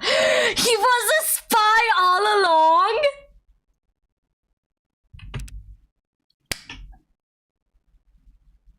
Show me your true self, baby. Keep your cool and people don't know what you're thinking. But if you act a little jumpy, they feel inclined to calm you down. Before they know it, you're spilling their guts just to have something to fill the silence with. Though, it's not entirely an act these days. Oh my god, the mask clips! Hello, lobotomy doctor, welcome to the stream. To answer the questions, I did 3 tours in consulting. 4 quarters of internal affairs spy hunting at the Western Division. Then 8 embedded at How Industries. 24 months wearing different faces, answering to different names, sleeping for an hour at a time with a 3D printed sheath under my pillow. My nerves are completely shot. My cover wouldn't last a day if I went back under. So you're a spy for Noble. Retired. You're working 6 days a week. 5.5 days a week and in quality assurance. Trust me, this position is cushy, generous reward for my past services. Well, you can be that retired. You clearly know more than you're letting on. I have some old inboxes I still check. So, can you tell me what the hell is happening around here? Why I'm the one investigating David's death while your old co-workers are off twiddling their thumbs? It's that story. The soldier, the blood transfusion. Blood, not oxidant. He's finally shooting straight. Ooh. Wait, oh, they're talking about that story from the beginning. He almost makes it sound like being a soldier. I mean, being a corporate spy in the cyberpunk universe, where literally any crime can be effing you up so badly. Damn. Did something happen to him afterwards? Did the transfusion not last? No, there's nothing wrong with the blood. It's the story itself. There was a soldier and he did get injured. But it was on a base during a training exercise. There was a medical tent 10 meters away the whole time. The transfusion was just a fortuitous life test. Jesus. His life was never in any danger. Doesn't make much for a tearjerker. Not even a good photo OP. Which our competitors understood. One of them, maybe a few of them, got a hold of the story, started puffing it up, astroturfing, painting over socials and virals. By the next morning, we had the military thinking we're leaking like a sieve. Meanwhile, the media's bombarding us with requests for videos and interviews and data, and the states praising our tech with one side of their mouth while threatening to mist us with the other for getting so greedy. Everyone in Noble CCE has been slammed over ever since. Trying to find an off-ramp for the story we can walk back to claims on without torpedoing our state contracts. I don't know what happened to Asher, whether it was AI gone rogue or company fighting gone too far. But I can tell you it wasn't done by a consultant. Episode 1 uncovered the power plays at work inside Noble. Alright, so it wasn't espionage. That's all you wanted to know? Psychiatrist. You were in CCE. Was David actually seeing a psychiatrist or was it all cloak and dagger bullshit? I know that office, know some old co-workers who see them. So it's a front. They do both. So he was probably getting training and he was probably talking to someone. Sorry, not the answer you were hoping for. Hoping? I was hoping for any answer. The answer I expected was... You okay? That's all. Unless you've got any advice. You're saying you want a consultation? Couldn't hurt, right? This company, all these companies hate to lose. So don't fight them. Make them think you're fighting for them. Well, that's just business as usual for me. Oh my god! I did not expect Dolls to be a spy. Oh my god, imagine bro just goes home and he's just like the most depressed person ever, smoking on like a blunt, and just be like, where did I go wrong? Alright, 1:22 p.m. Let me, before we get to Jung's office, I wanna save and check Doll's profile, if it changed. Doll's profile. The Doll's. Chief Supervisor, okay, doesn't say that he's a spy. Poor guy. Up until now, there's been this grating ambiguity about what actually killed David. We've had to use guesses and process of elimination and even a goddamn pseudonym. But I finally identified what the poison was. Now I just need to figure out how it got there. Or rather, who put it there. Which brings me back to here. An elevator shaft somewhere under or above ground with kilometers of concrete facelessness and bureaucratic authority surrounding me on all sides. An enemy in every cubicle, in every office of every floor of this temple. Built to interpret the indestructible divinations of a temperamental oracle named Share Price. Back in the belly of the beast. And yet I feel more at ease now that I have all weekend. Makes sense. Now that I know Noble's my enemy, I know where to aim. All that's left to do is pull the trigger. Good thing I didn't bring a knife to this fight. I brought my gun. And that sound just now tells me that it's playing its role perfectly. I'll never have a real use for a firearm with this much bloatware. But just by carrying it around and paying attention to when the heart safety flips on, I'll always get a heads up when the police have entered the vicinity. Chuckles? She calls Reyes Chuckles! Hi Detective Reyes, it's Morgan. Happened to get your contact info when you got me cleared for the crime scene yesterday. Delete contract. Block this contact. Stop voice to text. How to stop voice to text. Just wanted to check in. Report this contact voice to text disable.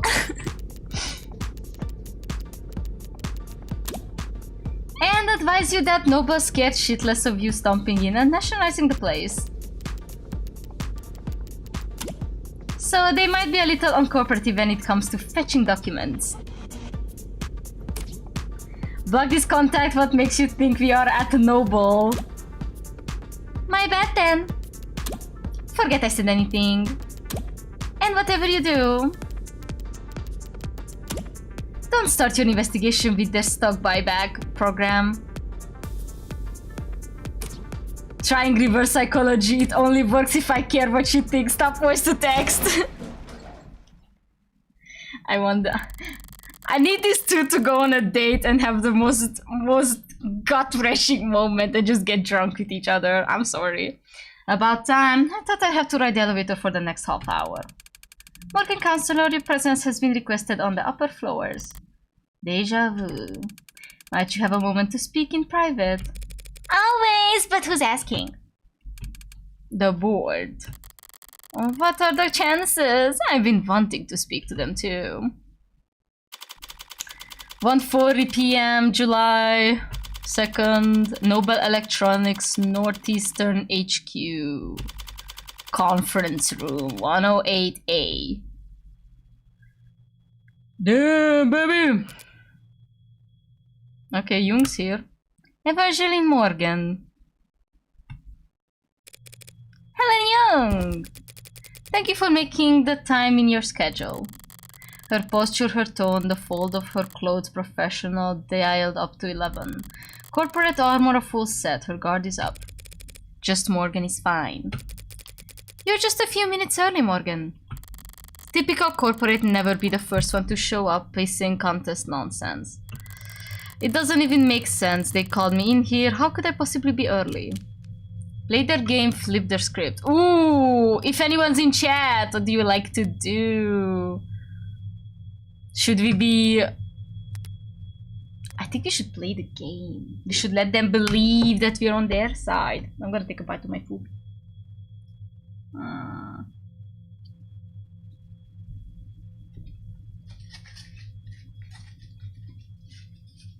God, how long is this virgin episode?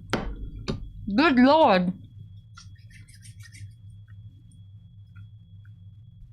Let's play the game. Pardon me in that case.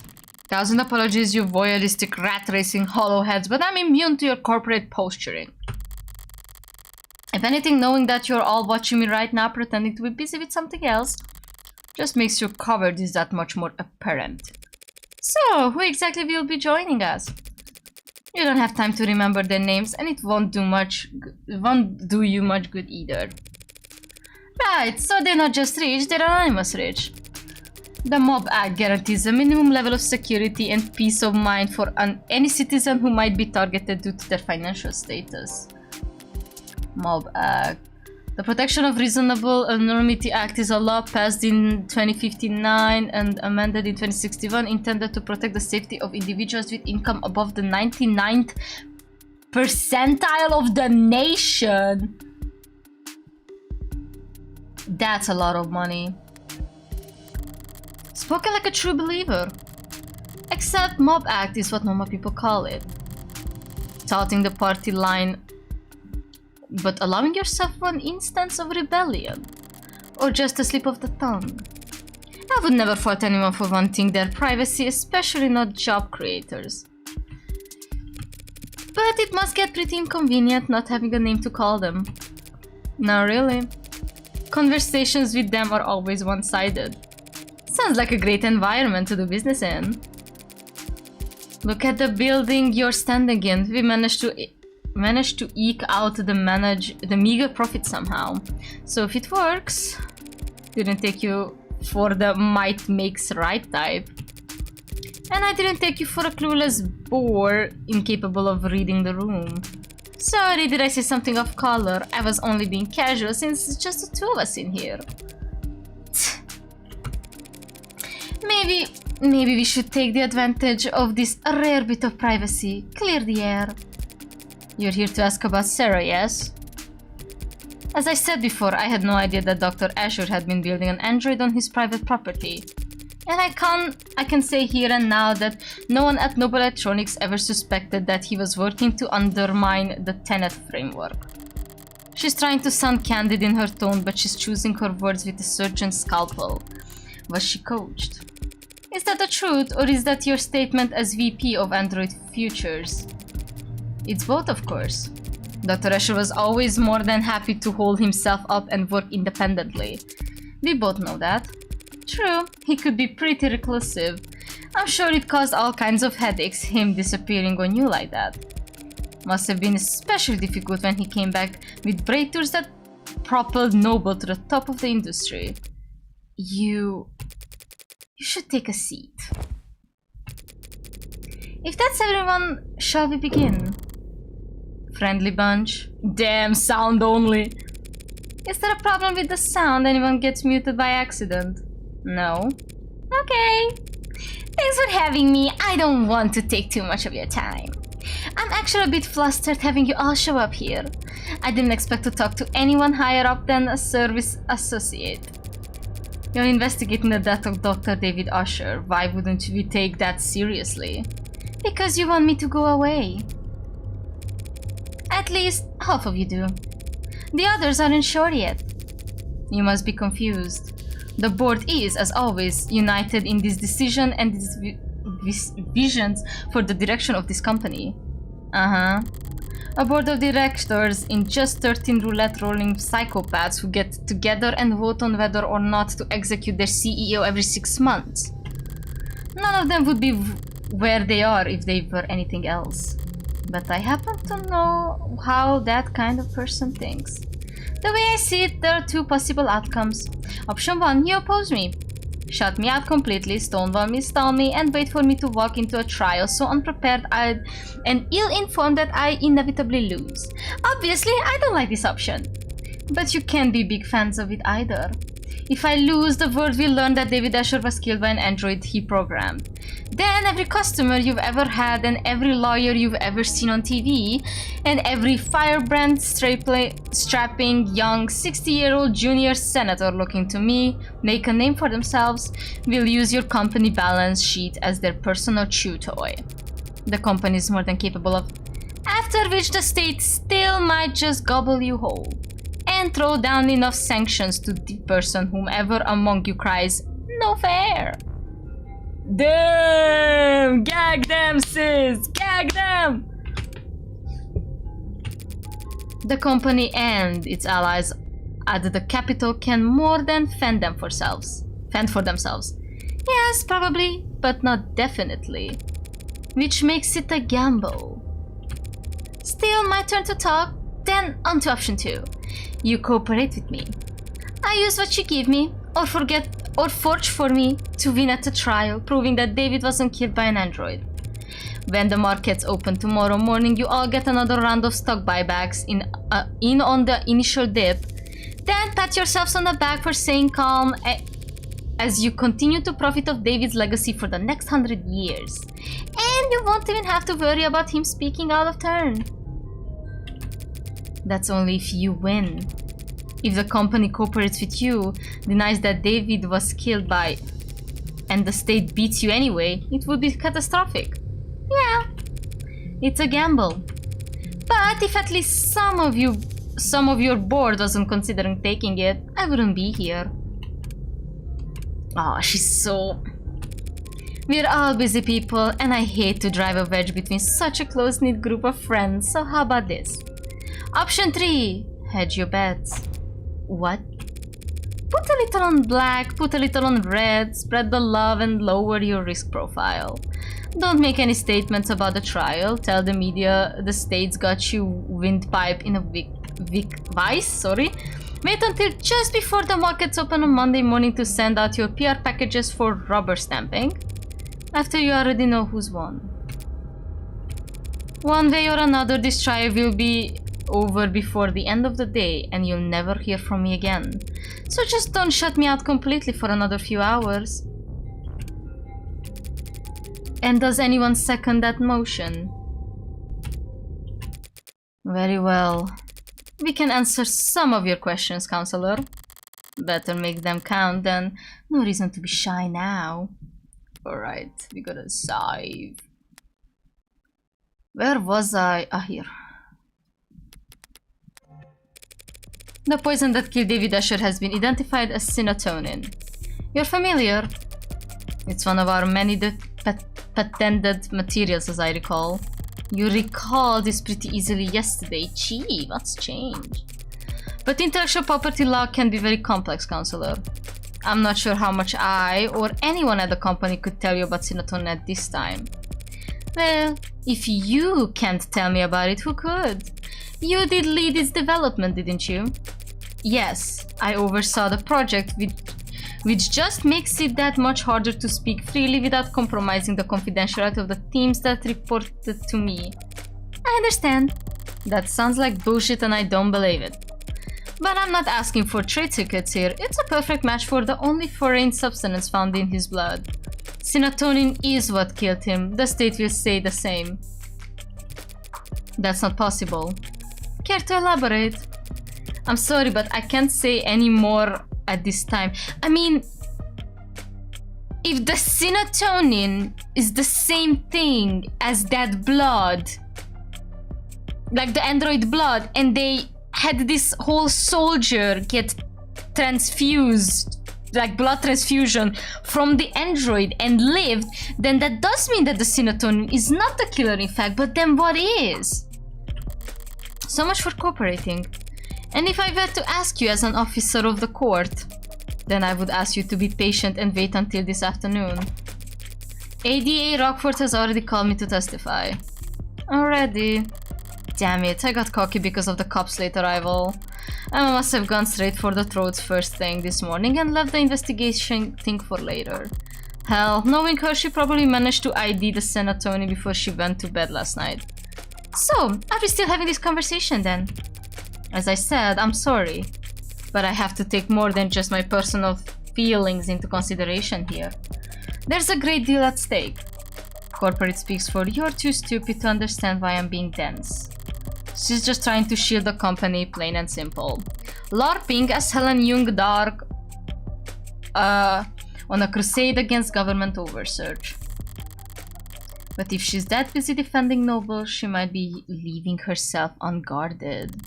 Why is she here anyway? Why am I speaking to her and not her lawyers? That's right. This is a vulnerable position for her. She wouldn't put herself in check like this, not unless she was forced to. So that's it. Acting as their mouthpiece isn't some honor of her. They want to... Oh, I think they want to blame her for what happened. Oh no, we're bad blackjack. I'm gonna fail. This is a punishment. She's being used as a meat shield. Okay, we're at 11. They're upset with her, perhaps even suspicious of her. Time to find out why. Jealousy? SERRA, David's will. Let's try David's will. Has David's will been located? It had never gone anywhere. It's still in the safe. It's still in a safety deposit box. We'll retrieve it and have it read once all the unknown surroundings his death have been being made into knows. Oh, I only got 1 point. So David's will hasn't even become part of the equation yet. It might not be for weeks at this rate. Is that calculated though? Should I press? Aren't you dragging your feet? Let's try. Aren't you dragging your feet? Afraid that there's something in that will you'd rather not have seen the light of day. We are not jealous in-laws who've been bribing the county sheriff councilor. Okay. No. Blackjack is so annoying! Alright. Let's try jealousy. I have to admit, I'm surprised you aren't more shaken up today, Mrs. Young. I'm processing. After all, you and David did have a history. You started at the same time, didn't you? Yes, we were colleagues and cordial with one another. Let's try pressing on it. Just colleagues. Don't be so modest. You helped him create a 1-point doctrine that saved the company. That is a gross exaggeration. Noble is far too large an organization to be affected by the contributions of any single individual. Suppose you're right. No one person could change Noble's fortunes overnight. Except for David Asher, of course. But he was a once-in-a-generation talent. The guy Noble chose for the advertisements and the one they commissioned editorials about. Sorry, you're right. I shouldn't have equated the two of you. I just hope his 1-point doctrine doesn't fall out of favor now that he's gone. Yes, well, we certainly wouldn't want that. Well, she didn't exactly explode with rage, but she definitely reacted. There's real jealousy there, whether it's ever boiled over enough. I'm at 14. I need to go on David and Noble.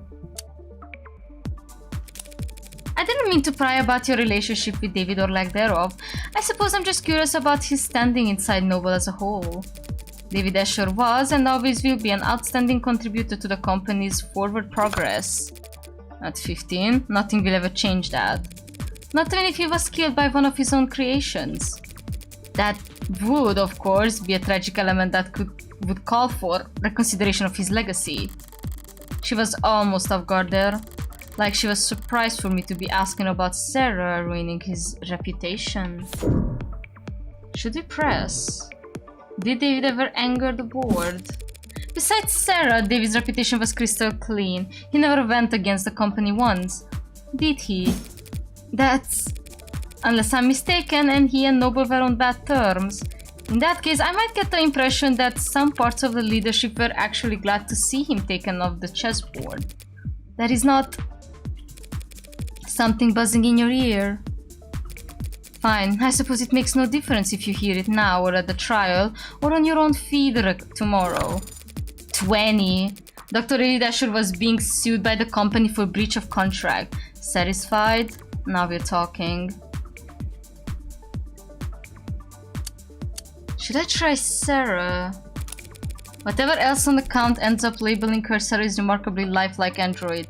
Had things worked out differently, you might have wanted her as the A16 poster girl. Or A17 or 18. Could have driven a lot of sales. Her cute little pout projected across the sides of skyscrapers. A hypothetical of hypothetical. As has been made tragically obvious to all of us, that Android is nothing like the... That Android is nothing like the A16. That it may yet be associated with our products going forward, if nothing more than a massive liability. Yet you wouldn't have the A16 without her, and if they could take her apart and learn from her, they could have the world. So what's the motive to try and pry SERRA away from him? If I press... I might go above 21, but let's see. SERRA's worth a lot of money, in part because her creator isn't around to replicate her. Were you all hoping to take her by force and reverse engineer her once David was out of the way? Don't be absurd, the machine is nothing but lawsuits and congressional hearings and PR nightmares waiting to happen. No, it overgoes the Let me try again.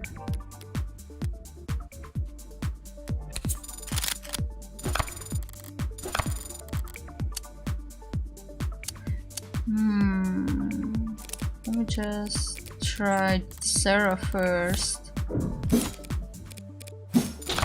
No, it's straight. Okay, I see.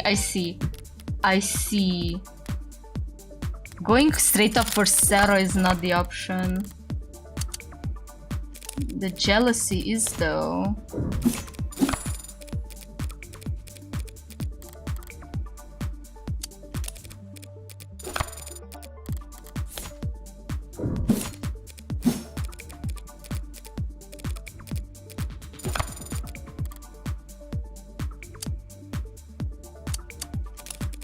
If Davids will be located... I'm on 21. Equation yet. Stay. Well then, I suppose that's... Okay. Blackjack! Whew. So, you couldn't have mentioned this breach of contract earlier. Not without complicating the company's position unnecessarily, no. But there's no hiding it at this point, it'll all come out soon enough. There's a paper trail. Much more than that, we've been making moves to let him go for some time. Noble Electronics parting ways with David Asher. Must have been one hell of a breach of contract. What did he do? He betrayed the confidence of the board. Was he contesting the suit, putting up a fight, engaging in a legal battle against a mega corporation without even telling me? Until recently, yes. You mean until he died? How recently? We spoke on Friday. That was what you two talked about in his parlor. No, this was earlier in the day. We were in his room actually, him, me and several members of our legal department. It was an arbitration. Maybe that's why he left SERRA to Morgan, because he knew that if they're gonna sue him and basically kick him out of Noble, he's going to lose SERRA. I feel like that's why he did it. Maybe. And did you come to an agreement? A compromise? He would resign from his position in 2 quarters, forging royalties of any products we would develop after the next 24 months. In exchange, he wouldn't be publicly fired and he would still be credited on all past, present and future filings. How very reasonable. On paper, maybe. No matter what the deal was, letting go of David Asher is insanity. Reasonable, yes. We ended on good note, I'd like to think. We shook hands, even took a photo. I don't think he was happy, dog. Yeah, that looks... lovely. Heh. Something funny, didn't know the board told jokes. They don't. That was legal, expressing their displeasure with how much paperwork my good note ending left them stuck with. children. It was just one night of overtime. So while they were spending their Friday night blowing the ink dry, you paid a visit to David's penthouse. Something left unfinished. Professionally, it was a good meeting. There was no yelling, no finger pointing. Much cleaner than expected. But Dr. Asher did not want to retire. He didn't want to be forced out of the company when he was the one who... when he had contributed so much. I didn't enjoy doing that to him, so I came over that night to apologize to him. We talked, reminiscent. When he brought out the drinks, I thought we'd be toasting to a new day. A few minutes later, he was dead. Because of that AI. That AI. Any idea how it came to be? As I said, I had no idea he was working on it. My question was more broad than that.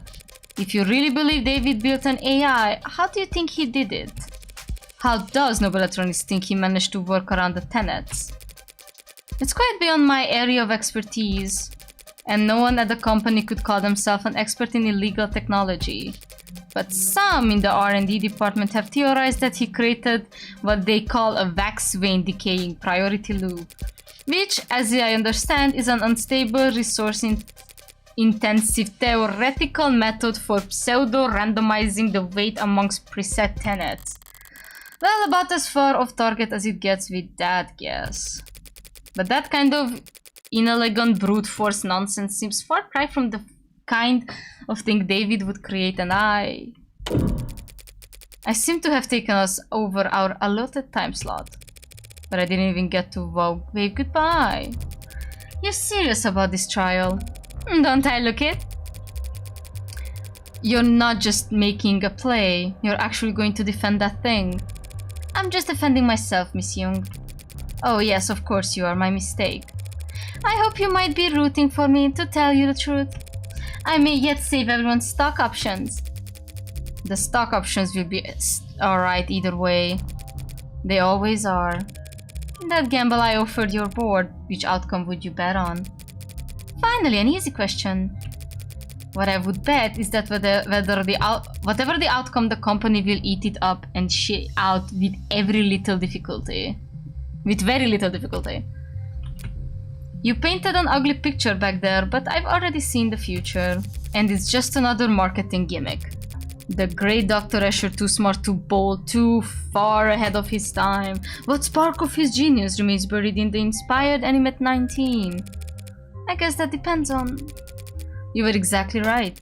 He is more valuable to Noble as a dead man. Dead men can't step out of line or put their foot in their mouth or hold politically inconvenient options. To a good salesperson, a dead man is just another selling point. Pardon my outburst. I'm just tired. It's been a very long week for me. I'll let you prepare for your afternoon then, Dr. Young.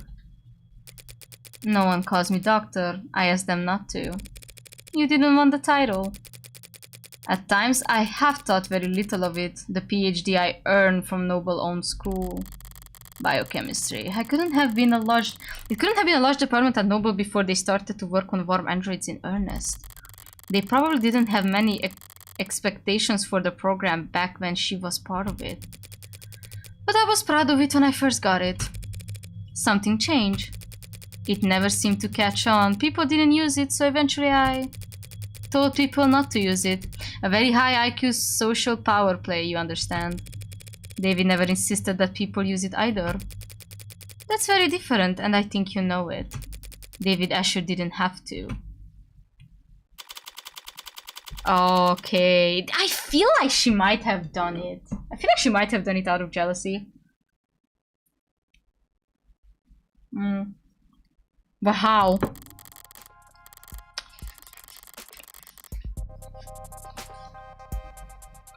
Okay, finally, we're at the trial. Let's go. We probably have about an hour left. 2 if I'm stupid. Arbitration. David Asher met with Helen Young and a team of Noble lawyers to set the terms of his resignation the afternoon before he died. Young set up a meeting and controlled every aspect from the refreshments to the timing in line with coworker description of a detail-oriented personnel. Could it be that she poisoned him right in the meeting here? I mean... Wait, remember... Okay, stop. Remember how... So, do you guys remember that during the journal reading, his journals were really light, really... like... How do I call it? Like... Morgan said herself that he didn't seem suicidal, right? And then... Maybe the resignation happened.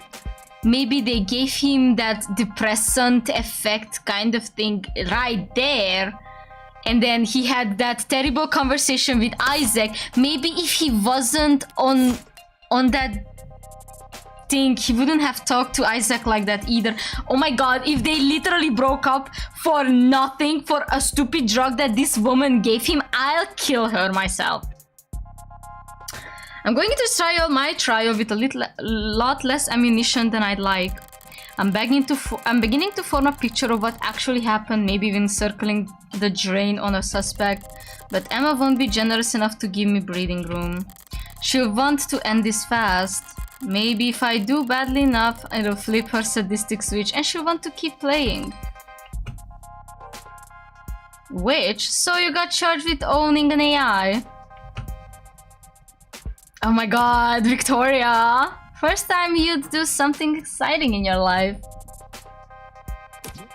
I gotta go and I gotta find out through the fucking grapevine? My life is plenty exciting. Freckles. You could bore the polish off a resume checking robot. I've Catholic school teachers with more active nightlives than you. Damn, she freaky like that. Opinions, not options. Chill the fudge down. Chill the fudge down. Okay. So, who'd you rope in? Anyone I know? Oh shit! Ha. Are you representing yourself? Fits within my budget. Screw your budget, you're going to jail. Thanks for a vote of confidence. It ain't a matter of how good a lawyer you are. Anyone who represents themselves in court has a fool for counsel. You represented yourself countless times. Not for anything I had a chance of losing. Your pal hasn't even been dead for 8 hours. You're too close to this. You'll make mistakes. The powers that be... the powers that be really didn't want to give me a rain check. The powers that be really... Oh my god, the wording is so hard. They're taking this very seriously. It's more dangerous than that. They're scared. Is there precedent? An ad committing murder. How'd you pass law school without learning how to look this stuff up? I know what the net says. I'm asking you. The answer to that is... not helpful to you at the moment. So, what words of advice do you have? Get yourself a new lawyer. Gonna close this chat now. Don't lose Freckles. Alright. You don't need to tell me that. What are you reading, Adonai? I was reading David's employment contract with Noble Electronics before I got waylaid by spam texts. The one we found inside the panic room? It looks quite extensive. Should I skim it for you? Depends. Did you pass the bar exam since we last spoke? Aww, don't leave my child alone. You're comfortable. I'm not. Ever seen the old movie with the gorilla and the skyscraper? They bring it to the city in... I understand the analogy, Adonai. I wish I could call it overkill. But considering the specs Serra put up yesterday, maybe those bindings aren't heavy enough. Come to think of it, those numbers must have been faked along with the rest of what the machine read. If that was all a smokescreen David added to help her lay low, then her actual strength is more like... If your joints weren't currently locked up tighter than a vice, do you think you could escape this place? I hope that question is not indicative of your strategy. This is me trying to distract you, Serra. Enjoy the hypothetical. I would estimate that the building's automated security would put 9 holes in me before I reach that door. It's not so bad. I would not be able to function after the 7th. Well, if you haven't been planning some great escape, I would not do that. That would be illegal. And you would still be on trial. I remember. So what have you been doing all day then? I am attempting to recover memories from Friday. You can do that. It is not dissimilar from the process of recovering data erased from any other computer, despite the difference in scale. I won't be able to remember everything, but if successful, I could recall individual pieces of information that could prove useful. That's a lot of coulds. And even if you're successful, you may not like what you find. Whatever happened that day, either you or David wanted you to forget it. Yes. But even so, I have to remember. Because it's the last day that Father and I... Any luck so far then? I can recall a slight musty scent. Wow, case closed! What about you, Adonai? Have you formulated a plan for the trial's proceedings? Something like that. Jung insists that serotonin isn't what killed David. I don't buy it. There's no other explanation for how he died. So she's lying? And if she repeats that lie on the stand, I'll need to expose it. Somehow. Somehow. Would she really commit perjury to protect Noble? To protect one of Noble's patents? She doesn't strike me as quite the corporate zealot she makes herself out to be. But you believe that she had something to do with Father's death? What do you think? I don't know. I don't know why anyone would kill Father. Consider the possible consequences of what he confessed to in his journal, I think of. But then again, I don't understand why anyone would kill anyone. Do you? Oh, not! Oh no! Oh no! Oh no! Bell's tolling for 3. Means that the doors to the courtroom are unlocked. Let's... Wait, can you walk in like that? That'll will have to do. Wait a second, across the hall, that's... Oh my god! Isaac's here?! Oh no! Oh no! Oh no! Oh no! No, no, no, no, I'm not ready. Why is Isaac here? Keep valuing, Serra. I'll catch up. As you say, Adonai. This will be a coin toss. Oh my god! You're that surprised to see me. I'm not surprised you'd want to see the outcome of this trial. I'm surprised you'd want to talk to me. You're defending the android, right? Be honest, be clever. Ooh. I kinda wanna be honest. Yeah. I'm defending Serra's innocence. I don't think she killed David. Do you? I don't think it matters. Nobody's what killed David. Whether it was with a pen stroke or a sleeper agent, killer, android, or plain old goddamn arsenic day. How could anyone that smart be that dumb? Why the hell did he even ever sign his soul over to them? David may have been in over his head, but he wasn't a bad negotiator. I've read his contract, his position was strong. You're the lawyer. But a guy like me working in music? Can't tell you how many people I've seen screwed over by a big smile and a fat signing bonus. Not such thing as corporate generosity.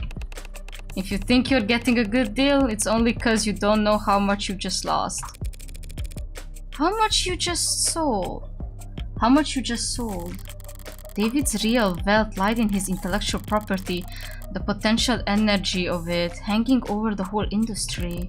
If he sued, even 1% of the company is taking inspiration from his tuning solution. There's a clause in his contract. If Noble ever did fire David, he would have retained control over all his patent afterwards. Yeah, see, that sounds nice. Only they never did fire him, did they? He just happened to die. An unforeseeable act of God. In contract law, they call that force majeure. Oh my god, please, I can't believe Isaac's here. I can't believe it. Oh my god. Oh my god. 329. I said, did you find anything interesting in the contract, Adonai? A few things, yeah. Basically, David was well taken care of so long as they kept him around. And he'd retained control of his patents even after being let go. But what Porter said... Logically, if David were to pass while still employed, Noble could continue to control the bulk of his IP. So if they knew David was going to leave in a year... It would be very foolish of them to let father go. Well, they wouldn't do it for no reason. With this contract, he could only be fired for serious offense, corporate malfeasance, revealing trade secrets, fraud. Father was not a fraud, he was, as they say, the greatest of all time. The GOAT! Fraud just means lying to the company about something, SERRA.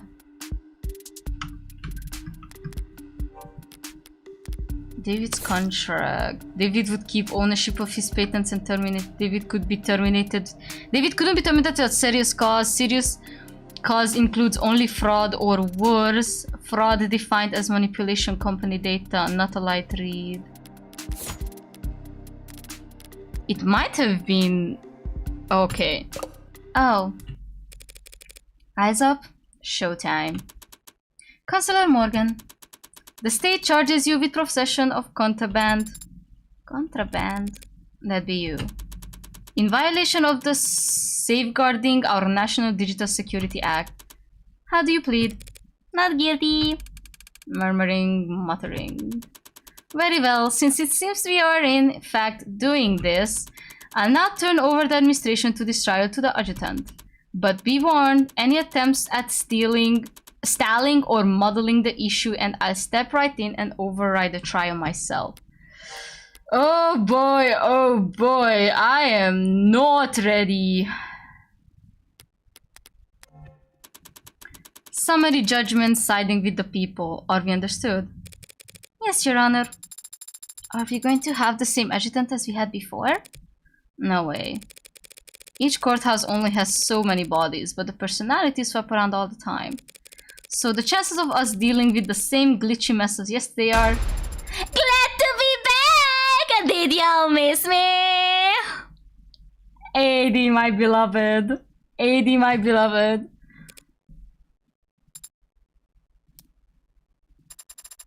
Forget I said anything. I'll just go crawl under a rock and die while you make your opening statement. Baby girl. The defendant is the owner of the Android registered under the model name SERRA with license number 120292880. She hasn't contested this, and I doubt she will. So this question of ownership is already answered. All that remains is to determine whether SERRA qualifies as contraband. It's a charming android, incredibly well made, a masterpiece, and the last known work of a great man. But when we look at the evidence and the facts surrounding the death of Dr. Asher, we're forced to conclude that said android is responsible for his death. And that conclusion carries very serious implications. I will prove here in court today that the machine standing there killed David Asher. Not through an accident or a mismanaged dosage, but through an intentional poisoning. I won't ask the court to judge this machine on its apparent sentience, its range of emotions, or the free will it may or may not possess. I only ask that the court judge this creation on what we will prove it to be more than capable of. Patricide. Muttering, murmuring. Wait! Oh, okay, patricide means killing of one's own father, if I remember correctly. Patricide. An act of killing one's own father. Yeah, they are going all out on this one. Woof, wouldn't want to have to follow that act. But go for it anyway! Defense! Your Honor, what the DA said is true. What did she just say? Did she just admit it? Sorry, just the first part. This android is charming and it is the work of a great man. The rest of it was pure speculation based on little more than a few bad camera angles and the phobia of anything new. Murmuring, muttering. I do own the android you see here. It was bequeathed to me by a man known to most of people in this courtroom as the father of the modern machine intelligence. To me, he was just my friend. And if I thought at any point that this puppet had anything to do with his death, I would have dragged it to the chopping block myself. But I don't believe that. I never have. SERRA is an android, nothing more. It is incapable of homicide and it didn't even commit manslaughter. It's just a well-made machine. Any fears one has about its capabilities are projections, nothing more. And it troubles me greatly that the state is spending valuable time and resources on rushing to pulverize Dr. Escher's last known work when it could be going after the very real, very human farces that were responsible for his death. Is she serious? Is she talking about Noble? The people can't prove that SERRA is an AI. And truth to be told, I can't prove that it isn't. But I can prove that it's not guilty. And that's exactly what I'm going to do. Chills. You sounded very confident, Adonai. Yeah, well, no one ever got good at lying by being modest. You could have simply said thank you. Alright, I am tweaking. This is gonna get good. Oh, London! Hey! I'm gonna save again.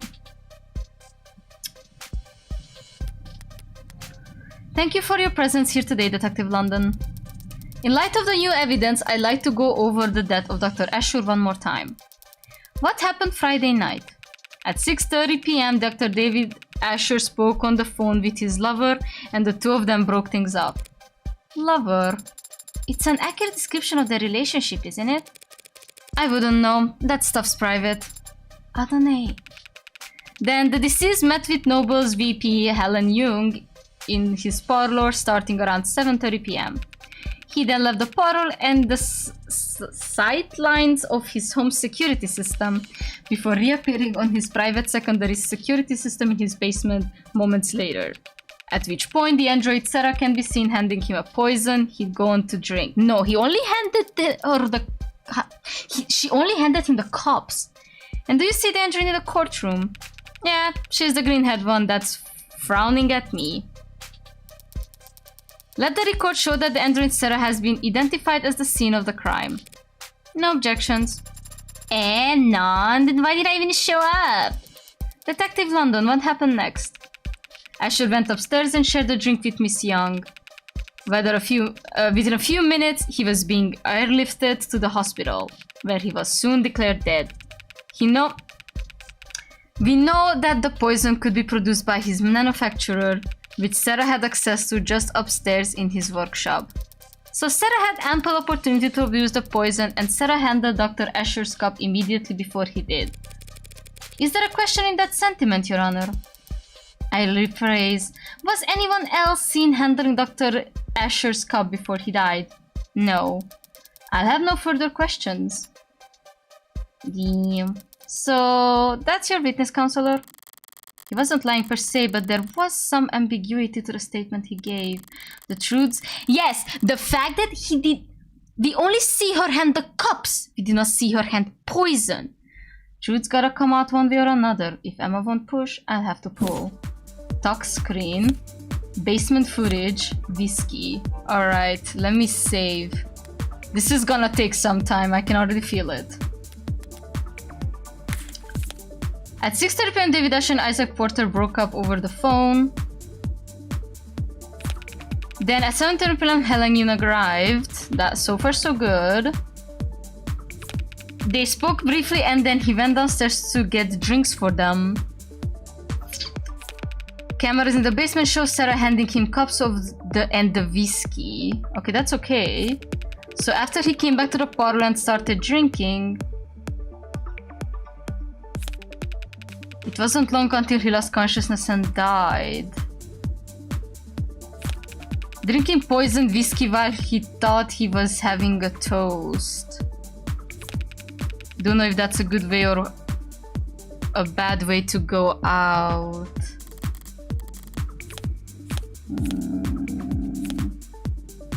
Should I try this one with the camera? Yes! Check the footage again, Detective London. We only see Sarah handing the victim a cup. He had already retrieved the whiskey himself. Oh yeah, I forgot about that. Detective London just wasn't being specific enough, Your Honor. But it matters little since it was David's cup, not the whiskey bottle that was poisoned. Weird flags, but okay. And the undeniable fact is shown clearly in the security footage. Sarah hands him a cup after he was ready to leave. True, she did call David back. And handed him a cup of poison. Hold on, she only... That wouldn't make sense. If the cup was already poisoned, don't you think David would have noticed it wasn't empty? Well, not necessarily. The lethal dose could have been quite small. If it were just a droplet, he could have easily overlooked. For Sarah, this crime was very simple. There was too little to the plan for anything to go wrong. Once she handed it off, she just had to wait for him to drink from his cup. Is that all she'd have needed to do? No, that wasn't enough to poison David. Like she could have poisoned Jung as well at that point. But I'm gonna save.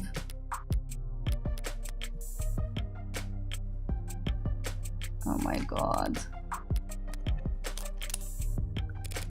Not a great plan if that really was Sarah's move. She gave him 2 cups. How could she have known which cup David would drink from? There are a few ways to get about it. But it's only a 50-50 shot, Counselor. Stranger things have happened. Rizz. There was no way to know the right cup. Let me try and save again.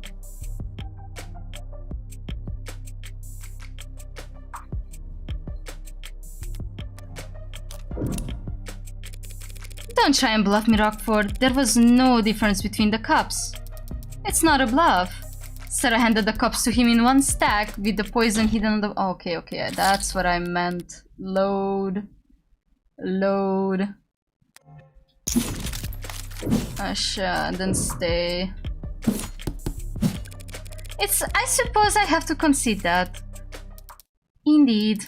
By handing the cups to him nested, she could also hide the droplet of poison up until the point he was already pouring. Sarah knew David would be a polite man, so she could predict that he'd use the first cup for his guest and save the second for himself. This murder hinged on taking calculated advantage of Dr. Escher's kindness. Figures and androids would never leave to chance. So you either way lose, but like this we might lose less. She was luring me in there, an explanation ready to pounce. But I backed off early enough to not lose a whole limb to her bear trap. Now, are there some questions you'd like to ask the detective while he's available? Are you done already? I was just about to get started. And if I didn't have questions, I'd make up someone just to spite you at this point. Okay, save again.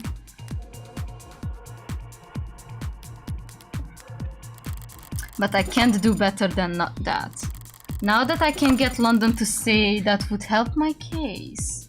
Sarah in the footage, add involved crime, tenants and police. Try add involved crime? Detective, do you know how many violent incidents the city police have investigated in the last year? Not the exact number. Thousands though. Yeah, around 3. Around there. And of those thousands of incidents of violence, do you know how many of them were found to be the fault of automated dependents? I believe there's been 6 in the last 5 years. Were all 6 of them incidents of police licensed and involved brutality? Relevance, Your Honor?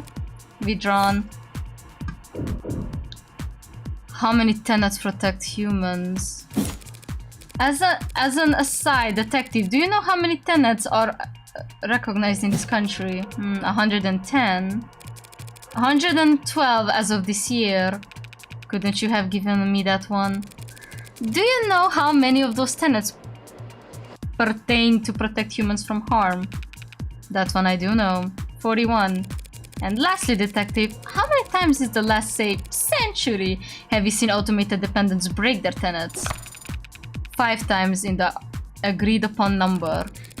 So if you were to tally that all up and try and make an evaluation as a police officer charged with protecting civilians, overall you would say that automated dependents in general are how dangerous to the public? The witness is not expert on automated dependents, Your Honor. He's more than qualified to say whether they have a history of violence, Your Honor. What the heck? Let him answer. I would have to say that they are not dangerous. Normally, that would have brought me some doubt with the jury, but this isn't a traditional trial. At least I can say that I shored up my own confidence. Oh, but I'm so up in the alley, I don't think this was a good idea.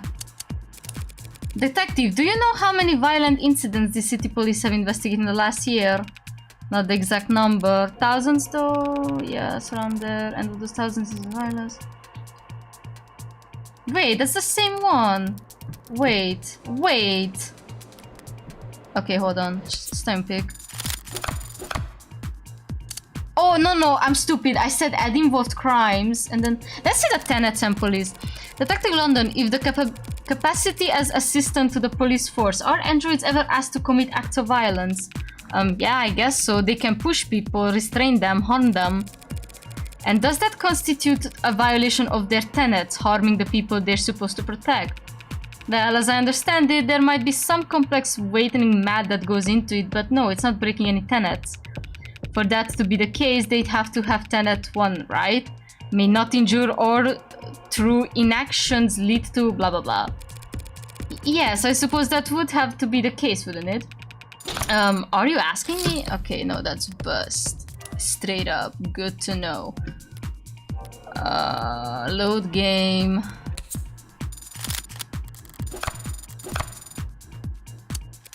Detective, in the footage we just saw, could you see if it's what Sarah was doing? Not exactly, no. Her back was at the camera and her hands were obscured. Could you see her hands from any other clip of camera footage retrieved from the basement? No. Did you or anyone else participating in the investigation ever see Sarah put anything into David Asher's cup? No. The footage submitted to the record is the best available view of what happened. Press on. Wouldn't Sarah's eyes record it best? What about the view from the android itself? Well, yeah, if we could through the android's eyes, that'd be pretty conclusive. I see. Okay, I already know what I'm gonna do. Now that I exhausted my options, we're gonna go add involved crimes.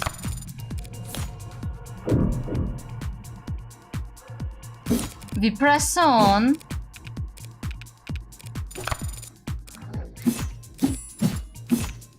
And then we go Sarah in the footage and not press on. Awesome.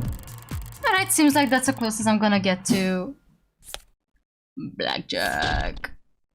Alright. Exhausting our options. I believe I made my point. I have no more questions for this witness, Your Honor.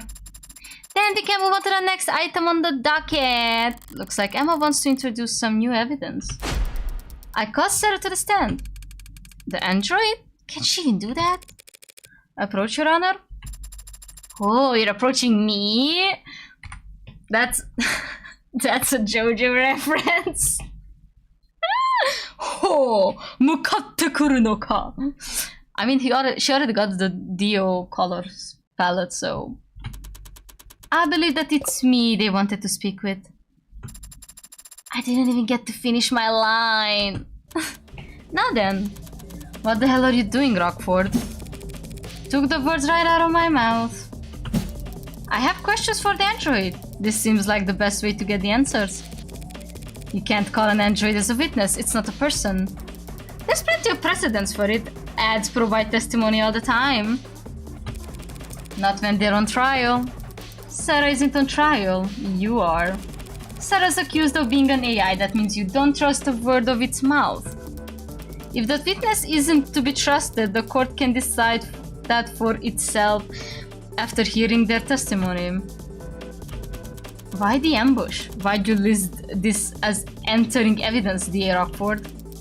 Only people can be witnesses, Your Honor, and ads don't have legal personhood. Evidence seemed like the best word description. You know I can't make an android swear on oath. Rockford is just trying to spoil your opinion, Your Honor. The more this court treats Serra like a person, the more you see her as human. And the weaker my case becomes in your eyes. Nice try, Counselor. But we don't have time to worry about my impartiality. You're free to call for a mistrial if you want, but the state will have turned Serra to slag before you've even finished signing your motion. Rockford's calling a witness that is blatantly hostile to her case. If the witness is hostile, so be it. I'd kill a man after all. It did kill a man after all, sorry. Allegedly. What about the right to avoid self-incrimination? Who's the one treating Serra like a person now? Androids don't have rights.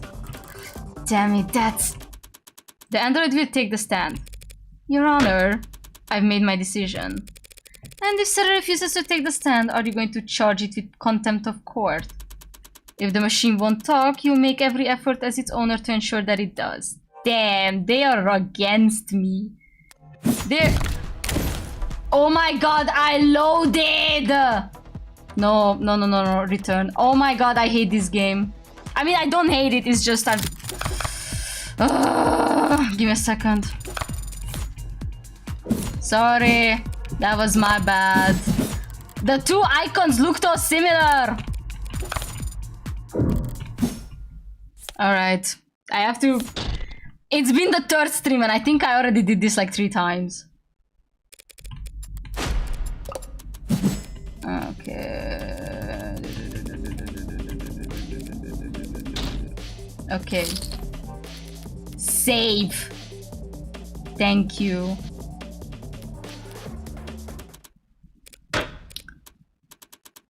And if he disobeys you, then we'll have our answer about the sentience right then and there. Yes, Your Honor. Shit. What is going on?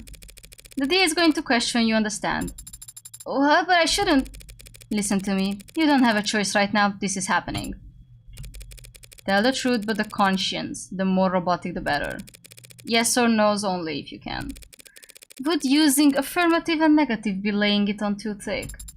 But Adonai, if I make a mistake, all these people, they want to destroy me. If you make a mistake, your lawyer will just have to cover it for you. Understand? Yes. My baby.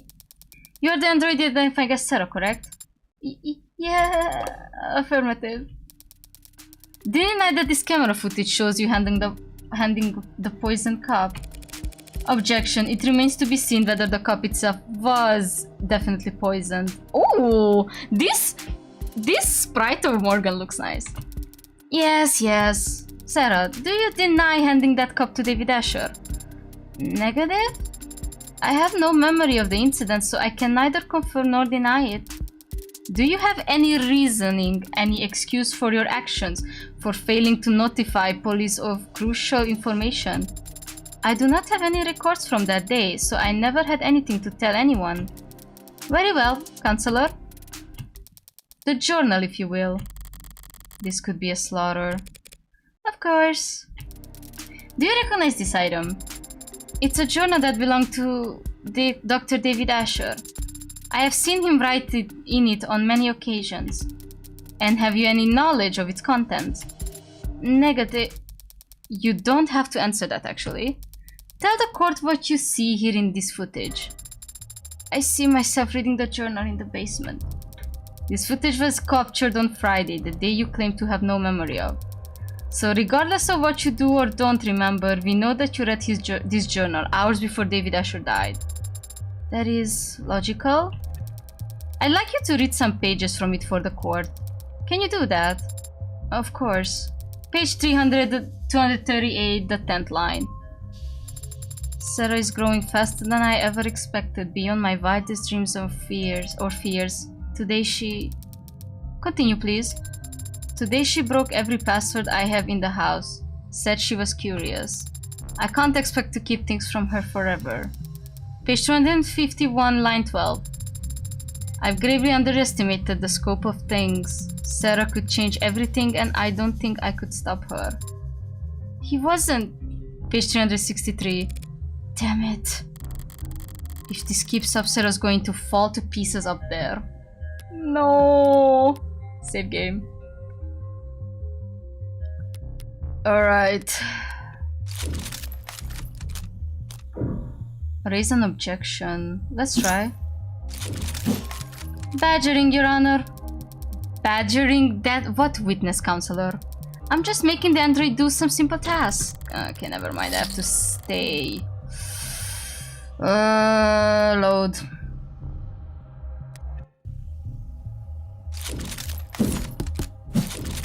I don't have the legs to stand on here, and Serra doesn't have a shred of legal protection to speak of. I have to just let this play out. Page 363, I said. I think Serra was angry today. When I came back from work, she had ripped a synalloy plate in half. She said she was testing her strength, but the cameras... That was... Page 367. Serra scared me today. If she starts brawling on the sound, it's all over. Your Honor, I fail to see the value in continuing this line of questioning. Dr. Escher was wary of highly experimental android. He was building as any good scientist would be. That's been established. Do the people have a counter-argument? I have just one last question if it pleases the court. Let's hear it. This footage was captured in the basement on Friday around 5:30 p.m. Tell the court what you see.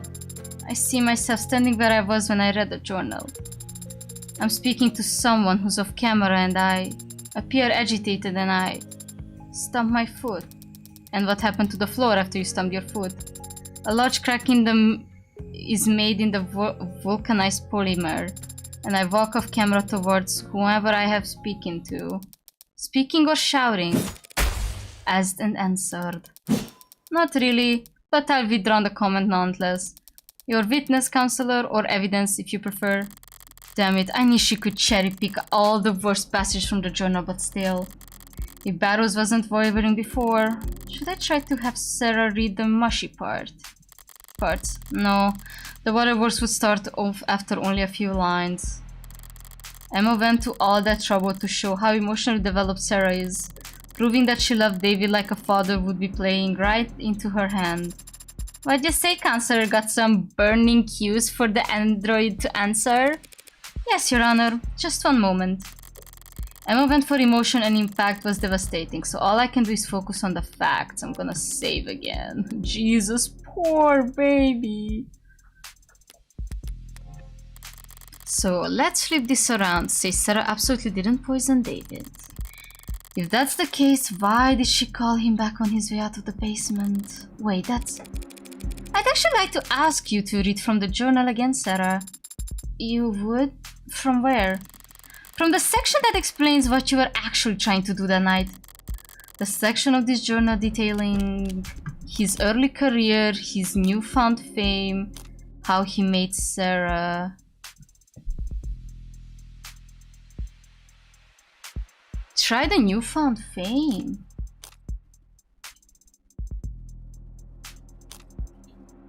I don't know the right option.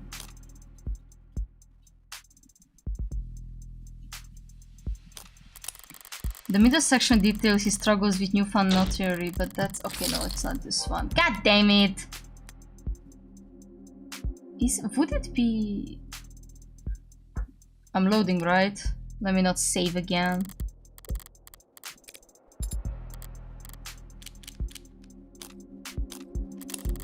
The latest section of the journal are all about Serra. Yeah, no, it's gonna be the early days.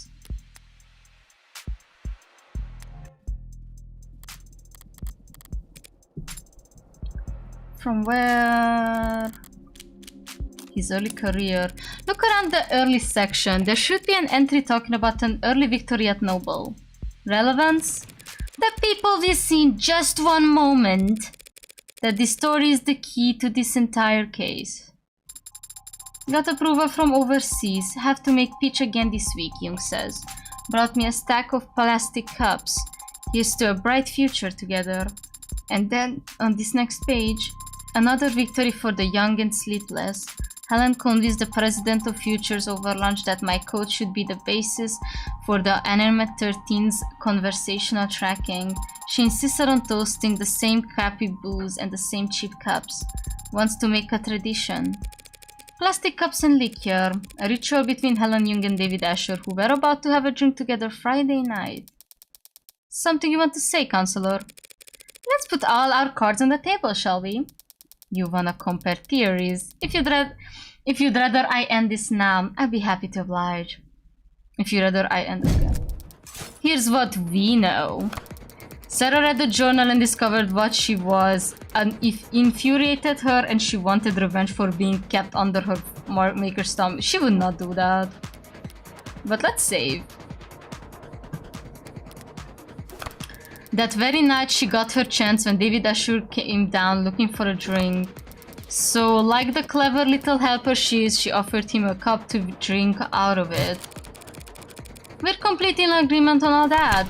So you also agreed that the cup was poisoned and that Serra's responsible for his death. Not quite. It's not a bad explanation, Miss Rockford, but it is terribly complex. There's a much simpler reasoning for why Serra did what she did. Porter's call, psychiatry, Serra's deed, their ritual. Oh, because she read in the journal about the ritual. I cannot click it. What? Oh, I have to drag it. I'm stupid. The story from the journal? You're saying Serra wasn't planning anything. She was just being considerate. That's so sweet. But I don't follow it, like, at all. It's actually quite simple. Serra's not an AI. She's only threw a tantrum that day because she found out she was being spied on, a realistic reaction for an android designed to be realistic. David Asher set her memory to be cleared himself because she wanted to preserve the experiment he was running. Serra didn't hatch a plan to poison him using an obscure chemical acquired from the lab, and she didn't subtly manipulate David into drinking from only one of the two cups. Because the android read the whole journal that day, meaning she also read how David and Jung used to celebrate. And so when she saw David was leaving the basement without the nostalgic cup, she called him back to hand them to him. Simple, right? Simple enough for me! But not nearly good enough for me. That's more likely, Miss Rockford. That a well-made, clever android proposed a sentimental addition to two friends this evening, or that a homegrown AI with groundbreaking physical and digital abilities concoct a complicated poisoning scheme just to kill an unimposing man. All on camera, mind you, before voluntarily submitting to a memory wipe. People make all kinds of stupid mistakes when they commit crimes, Counselor. We shouldn't expect an AI to act much differently. It is stupid or dangerous. Can't have it both ways, Your Honor. We can if it's ignorant of its power and still immature. A deadly trait to have in an AI that's capable of anything. Shall we see what Serra's capable of then, Your Honor? What? You can't be, Your Honor. That's... The people opened the door. True, and I can't resist to open doors. Let's do it! What are you even... Serra, David Asher was your creator and your designated owner, correct? Should I still be using affirmative? And now that the title falls to me. Yes? Great, thank you. Now turn off. What? Shut down. That's a command. Power on. What are you? Off. On. Adonai, I don't off. That's right there, ladies and gentlemen, is what this fearsome machine menace is capable of. I can put it to sleep with one word. So how could David Asher even be threatened by it? Scary. Scary good logic. You've made your point, Counselor. Let's move it along. I have no further queries for the machine, Your Honor. Alright, we've done good for now. Gotta save again. I'm gonna save here. Thank you for flipping you off and on. Can't imagine that was comfortable. It wasn't. But I wasn't referring to that. Since yesterday, I've been searching for an answer to why I appeared on that camera. I know I would have never hurt Father, but you helped me prove that to myself just now. Adonai? Pardon me, I need to focus. Everything depends on this next witness. The people call Helen Jung to the stand. Okay, this is where go down. This is where go down. Helen Jung, Vice President of Android Futures and Nobel Electronics, Eastern Division. Miss Jung, you were there the night David Asher died. And you were on camera the entire time. That's correct. So, what did you see that night? I had at 7:30 p.m. as you know. David and I talked in the parlor, then he left to retrieve some refreshments for us. After drinking together for a short while, he fell ill. I contacted emergency services and I'm sure you've all tried of hearing the same details over and over by now. The same details over and over aren't going to hold up anymore, Madame Weep. It's still unclear to me whether Jung's more concerned with protecting herself or the almighty company. But it'll clear up real fast if I can turn up the pressure on her and here and now. Alright, time to save, time to save, time to save again.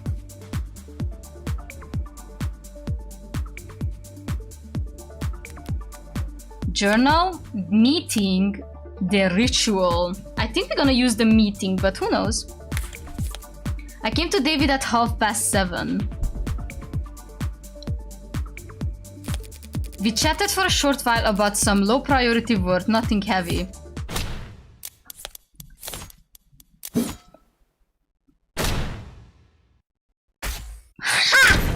Eat shit! Nothing heavy, you're both more professional than I realized.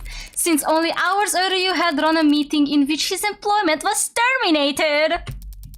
His employment wasn't terminated at the arbitration you're referring to. His resignation was merely agreed upon. Yes, and we can all imagine how grateful he felt about the whole process. David didn't hold grudges. Our conversation wasn't about that. The fact that you had fired him that afternoon didn't come up. Asden answered. Who initiated the meeting at this penthouse? I arrived unnoticed. So you weren't invited? Very cordial indeed. If he didn't want to see me, he could have stopped me at the elevators. Could he have? Noble owned the entire building down to the wiring. Counsel is badgering the witness, Your Honor. Huh? Right, should we execute her for that then? No need. If I can just continue my question, we can finally start addressing the elephant in the room. Where? I see, that was merely a joke. Hilarious. Miss Jung, Nobel Electronics owns a patent for and produces the synthetic biochemical known as synatonin, correct? That's correct. It's used in our worm models to facilitate integration and communication between organic and synthetic components. It's an artificial neurotransmitter. Essentially, yes, synthetic analog serotonin was the original name. Did you bring the sample I requested to the courtroom today? I did. Synatonin is produced on site at our assembled lines as a caramel-tinted solution, including water and a non-reactive organic byproduct. Your analysis, Your Honor. Working on it, it's odorless and tasteless. But wait, remember that SERRA said that she smelled something mushy? Or like something murky. A solution of water and organic byproducts, you said. If that solution were ingested, most of it would look like right at home in a human body. I suppose. But the synatonin would stand out, wouldn't you say? It's not a natural occurring compound, so yes. And it's a perfect match for the substance previously labeled Delta. A vial of synatonin, a caramel-colored chemical solution used in manufacturing warm androids provided by Helen Jung to the court system, an exact match for the Asher's blood. Okay. And the sample we collected from the manufacturer preset in Dr. Asher's lab. That's a bingo! The witness brown stuff matches the brown stuff down to a T. In light of this evidence and the witness's testimony, I motion that the court formally recognizes Dr. Asher's cause of death was serotonin poisoning. I don't object, Your Honor, but I'm afraid that I must. Yes, now comes the thing. Very important. Remember, technically, they used the serotonin to save a soldier. Save. So, how come David died but she didn't? Like how come David died but the soldier didn't? I really feel like this is something deeper. And I'm like, ooh. Excuse me? Serotonin may very well have been in his body when he died, but serotonin didn't kill Dr. Asher. What? The hell is she up to? It couldn't have. It couldn't kill anybody. What? Because it's non-toxic, of course. We designed it to affect androids, not people. Hold on, you're now claiming that Dr. Asher died of what? Natural causes? I can't say what he died of, I'm not a medical expert. But I can easily prove that serotonin is harmless. How could you? Like, oh my god, she drank the vial! Or she's herself too. Like so. Oh my god, she kinda ate though. Huh. Didn't see that one coming. What? What? That ain't good. Bailiff, contact the hospital immediately. I told you, it's fine. But I can stand here all day if necessary. What in the? And what you just drank was several hundred times the amount found in Dr. Asher's body. Why didn't you say anything until now? Noble Electronics is a multinational corporation with patents filed all over the world. We take the production of our trade secrets very seriously.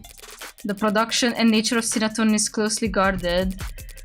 That guard remains up even during a murder investigation, unfortunately. I would have been able to tell you earlier had you asked directly. What the hell kind of... This can't be right, nothing else makes sense. Boy howdy, I'm lost as hell. But do you have any further questions, Rocky Ford? Not at the moment, Your Honor. And the defense? The prosecution owns witness just threw the entire case into question. Normally, this would be cause for celebration, but shadow of doubt isn't enough this time. Barrows would much rather bring down the grave on early than let a potential AI walk free. What Jung did was shocking, but what I need to do hasn't changed. Think this through, logically. Is it really possible that serotonin had nothing to do with David's death? I'm gonna save again. No, that's bullshit. It can't be a coincidence. There's nothing else that would have killed him. But Jung just drank serotonin in front of us and she's fine. So was it fake? No, it has confirmed by the court computer to be a genuine article. So she drank poison, but she isn't showing any symptoms. Is it slow acting? Or is it reacting to alcohol?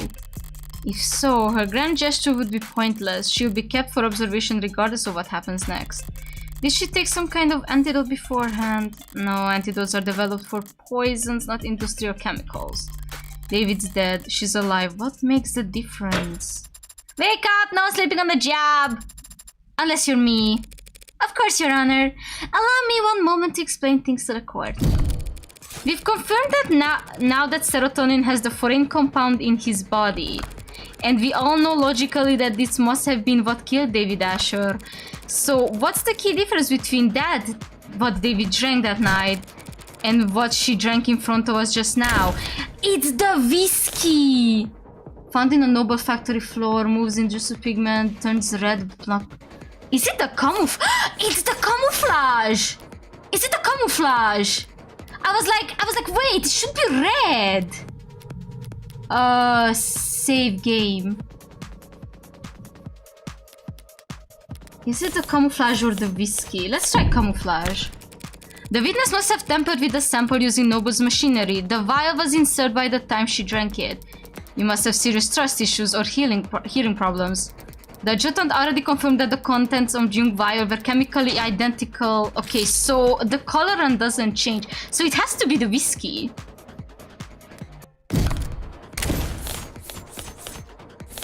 Wore the water glass found in the kitchen sink with Jung's fingerprints. No poison. Let's try the alcohol. The defense has been staring us in the face this whole time. That's... Do you recognize this, Miss Jung? That's the whiskey bottle that Dr. Ash and I drank from. Rose River, it's good whiskey. And I think you had the right idea. Pardon? Bottoms up. Oh damn! I love her! Drinking on the job. Smooth. What? Adonai? Dear God, counselor! Scandalous! Relax, it's just whiskey. Tasted a dozen times over, perfectly safe. So, would you like to try some, Miss Young? Don't be absurd. She knows that the alcohol will kill her. I'm not going to drink on the witness's stand. Have you lost your mind? I'm not asking you to get plastered. Just have a sip. After all, if we want to prove whether or not serotonin killed Dr. Asher, we have to recreate the condition under which he ingested it. By mixing it with alcohol! Ah! She's swearing! She's swearing! She's swearing! Go ahead then. Just a taste. Prove to us that serotonin is perfectly safe for human consumption. Is this... Can she do this? Miss Jung? I never said it was safe for human consumption. Just that it's non-toxic. A distinction without a difference. You saw firsthand Dr. Asher's confused, slurring his speech, complaining of headache, all symptoms of poisoning. Alcohol poisoning, that is. Okay, we're getting somewhere! Serotonin is a neurotransmitter analog. Maybe it doesn't do anything in the human body on its own, but in combination with alcohol, it acts as a powerful depressant. One strong enough to turn a glass or two of whiskey into a lethal overdose. That's just... Even if that's the case, what does it change? It changes whether or not we can accept the witness's testimony. Even if this witness is a liar, what does that change? Why would the witness lie if not to...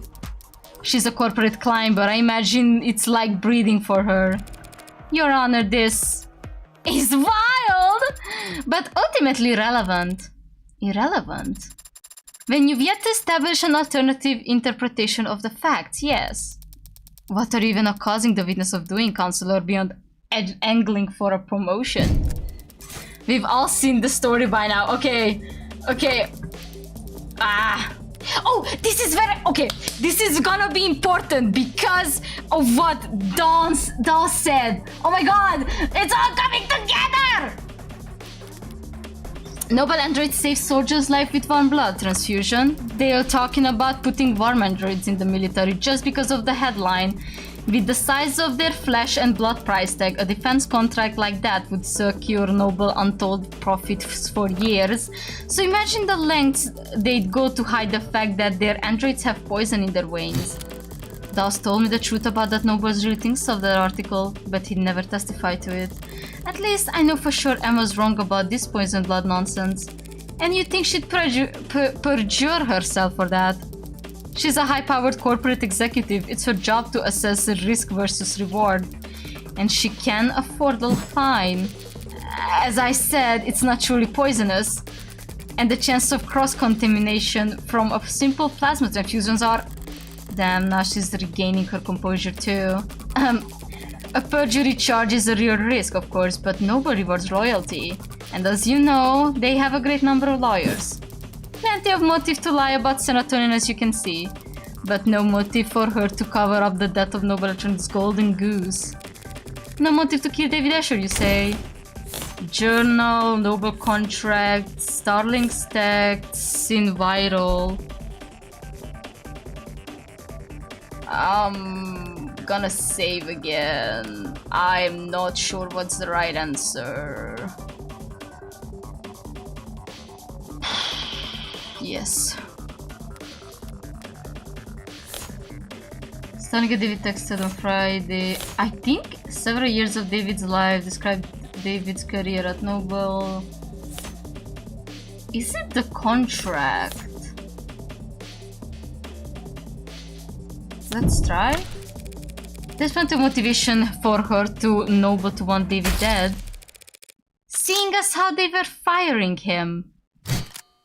Okay. We're doing good. Noble Electronics was kicking their golden goose out of the nest. Suing him over breach of contract. Isn't that right? I don't have to talk about that. That's alright. I'll talk about it for you. Your Honor Counselor is trying to testify when they're supposed to be questioning. The people opened the door when they claimed that the witness had no motive. Ooh. This is absurd. You have no idea what you're talking about. I'm sure I can speak for the whole court when I say we feel nothing but reverent awe for the complexity of Noble's legal woes. But I just so happen to have an inkling of insight into this issue. Because I have here a copy of Dr. Asher's employment contract. That is confidential. It's completely improper for you. Why? I am still technically his attorney. Criminal attorney. But I didn't just stumble across his document. I also did the one thing Noble Electronics would never expect anyone to do. I read their terms and conditions. Gag damn sis. You what? That's impossible! No one could ever! David must have negotiated well at his last performance review. This contract allows him to take his patents with him should he get fired, meaning Noble could monopolize his IP once he was out. Rather than let their competitions have him, the company might have thought it best to... A company didn't poison David Asher Counselor, an individual did. It's so funny that the robot said it is impossible. Look, AD is just silly like that. And if they care that much about controlling his intellectual property, they wouldn't fire him in the first place. Correct, they wouldn't let him go for anything less than a complete breakdown of trust. He'd have to have done something grave, something like, say, committing fraud.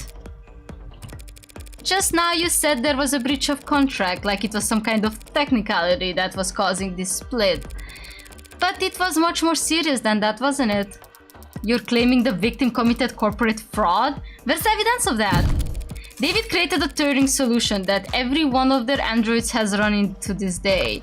And Noble repeated enormous profits capitalizing on his intellectual property. With how his contract was set up, they would never let him go unless he absolutely had to. Then what exactly do you think David Asher did? Well... let's see... It's not what I think that matters. Only what the company fears. SERRA, tenant, manufacturer, shipping data. Should I try the shipping data? Because I don't think they know about SERRA. Let's try the shipping data. It doesn't matter what I believe, not when Noble believed that David was misleading the shareholders by altering shipment data for the Animate 16. What the hell? What is this you're uploading? Shipping records? Irregularities among shipment of the Animate 16. One android swapped in for another, over and over dozen of times. The kind of things someone with Dr. Asher's authority could do. And the kind of things someone as smart as you couldn't have missed. Dr. Asher made Noble an untold amount of money, so why fire him over a few harmless swaps? Why elevate this to fraud? You have evidence that this was David Asher who did this? No, but I wasn't the one who investigated it. So, let's ask her. Come on now, let's hear it! Let's. The company investigated and found cause of serious concern. We suspected that Dr. Asher was inserting androids of unknown origin and quality into the 16th product line, introducing unpredictable elements in an extremely stable and profitable generation of androids. Why would he do that? For pride? As a practical joke? Does it really matter? He endangered the future of the company. So you prepared to fire him? Yes, I approach him as his superior and as someone he'd once worked with. I hope to remedy the situation. Was the meeting on Friday part of those efforts? It was the culmination of those efforts. And in many ways, it was a success. The dispute was resolved swiftly. It was practically friendly compared to how these discussions normally go in our world. So you brokered the meeting? Yes. You oversaw its every detail, handled all the arrangements. Yes, of course. Including the refreshments. Alright, baby! We're getting in! What? Did you provide coffee? Tea? No. Strange, it must have been a long meeting. Surely you at least provided coffee, water, inhalers, jelly donuts. Hold on. The picture. Where is the picture? Jung set up the meeting and controlled every aspect of the refreshments to the timing in line with co-worker's description of her detail-oriented personality. David assured me, I think it was water. But I'm gonna save. I think she prepared the water.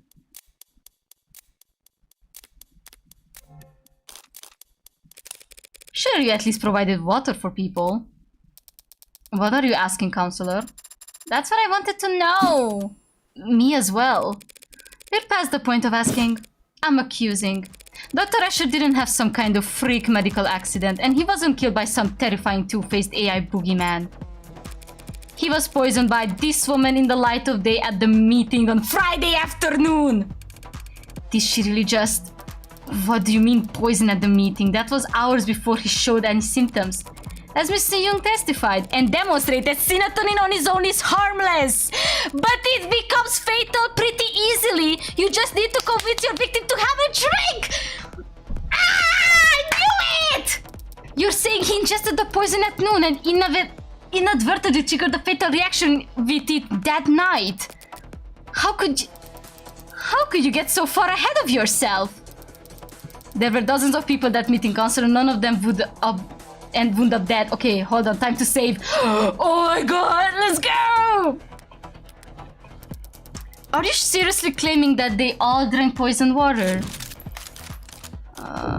All of them drank poison. Should we try?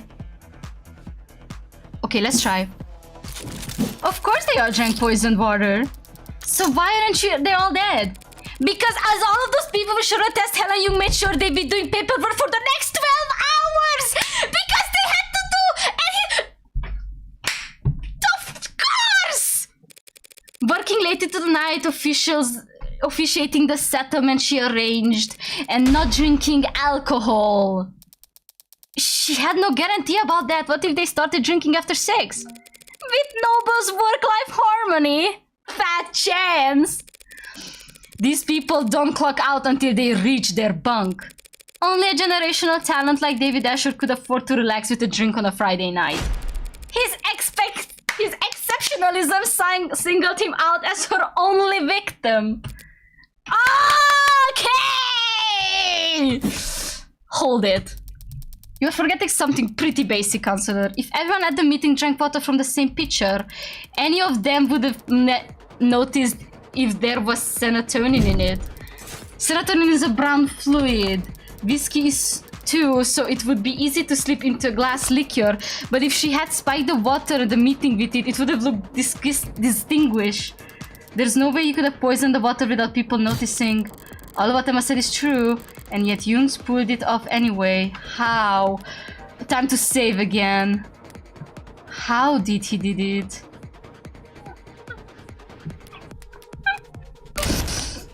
Blood story. War 1860 soldier's life with artificial blood transfusion could not know a military contract.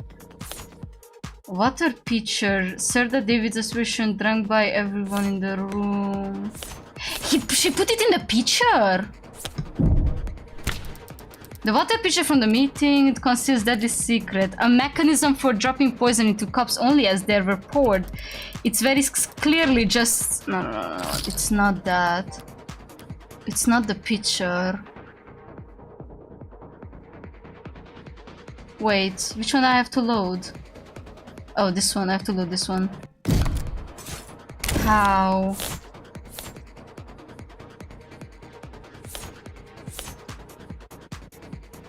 With the camouflage, she could have changed the color easily! Serotonin is produced as a caramel solution. Anyone would notice if it was dropped into their water. Unless the pigment had been removed. What the hell are you talking about? Every noble factory producing warm android has a camouflage, a machine that gives the androids that signature pink oxidant by removing pigments from the red blood. With a machine like that, it would be simple for a brilliant biochemist like the witness to take the caramel-colored serotonin and turn it into an odorless, tasteless, invisible poison. As your honor can attest. Yes, ma'am. My scan confirmed that serotonin has no taste or odor. It's only the color that's off-putting. Surely the poisonous aspect should be considered off-putting as well. Alright, she's sweating, boys! We're dragging her out. Time to press. David Asher, your oldest ally in the whole company, was sabotaging its future for the sake of his own whimsy. And he couldn't even be bothered to clue you in. No! Playing naughty professor and taking off early while you had to work around the clock just to stay relevant. He set up your crowing achievement, the most advanced, most profitable line of androids the country has ever seen. So it would blow up into the industry's fiasco of the decade. And worst of all, he didn't even stand to profit from it. You're wrong. You went to his house that night to watch him swallow poison, to get revenge on the man who left you in the dust. Your Honor, defense is testifying. This speculation carries no weight, and no amount of badgering will lend it away. True, we need proof. So, why don't we have Miss Young take a swing of his whiskey and prove me wrong? Damn. Huh. I'm not going to do that. Because you're afraid it would kill you. Because I don't have to. She's right, counselor. Pardon?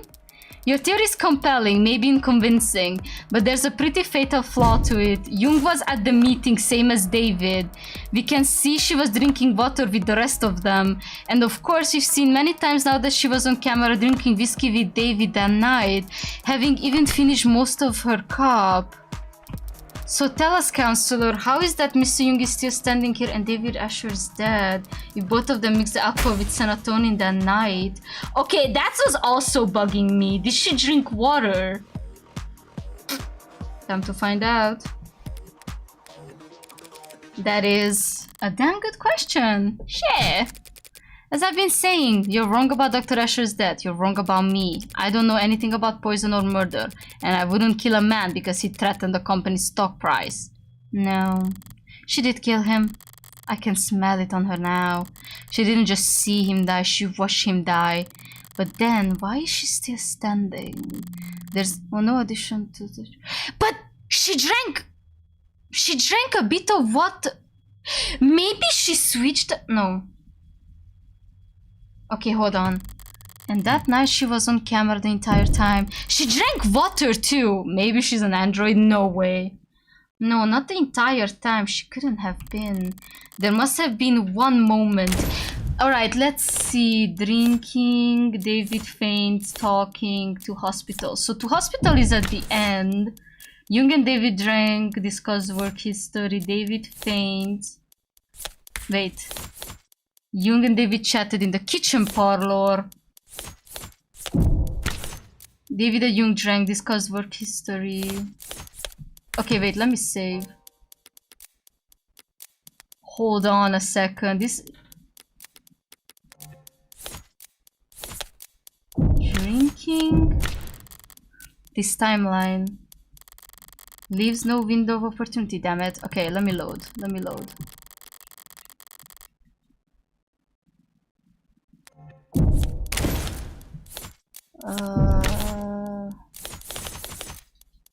No, maybe drinking, talking, David faints, hospital? Doesn't line up. Okay, so it was the other one. Okay, load game. Okay, so I was right the first time. They were first talking, then drinking, then go to the hospital. Leaves no window of opportunity, damn it. Maybe she didn't get sick because they got to the hospital so fast. Maybe after she arrived, she could have... No, the staff would have been hyper-vigilant after she was poisoned too. They would have left her out of their sight. Wait, David and Jung only got there as fast as they did because of the VTOL. And the VTOL was only summoned because she used. Would you mind telling me if I change the subject for just a moment? What? Meh, why not?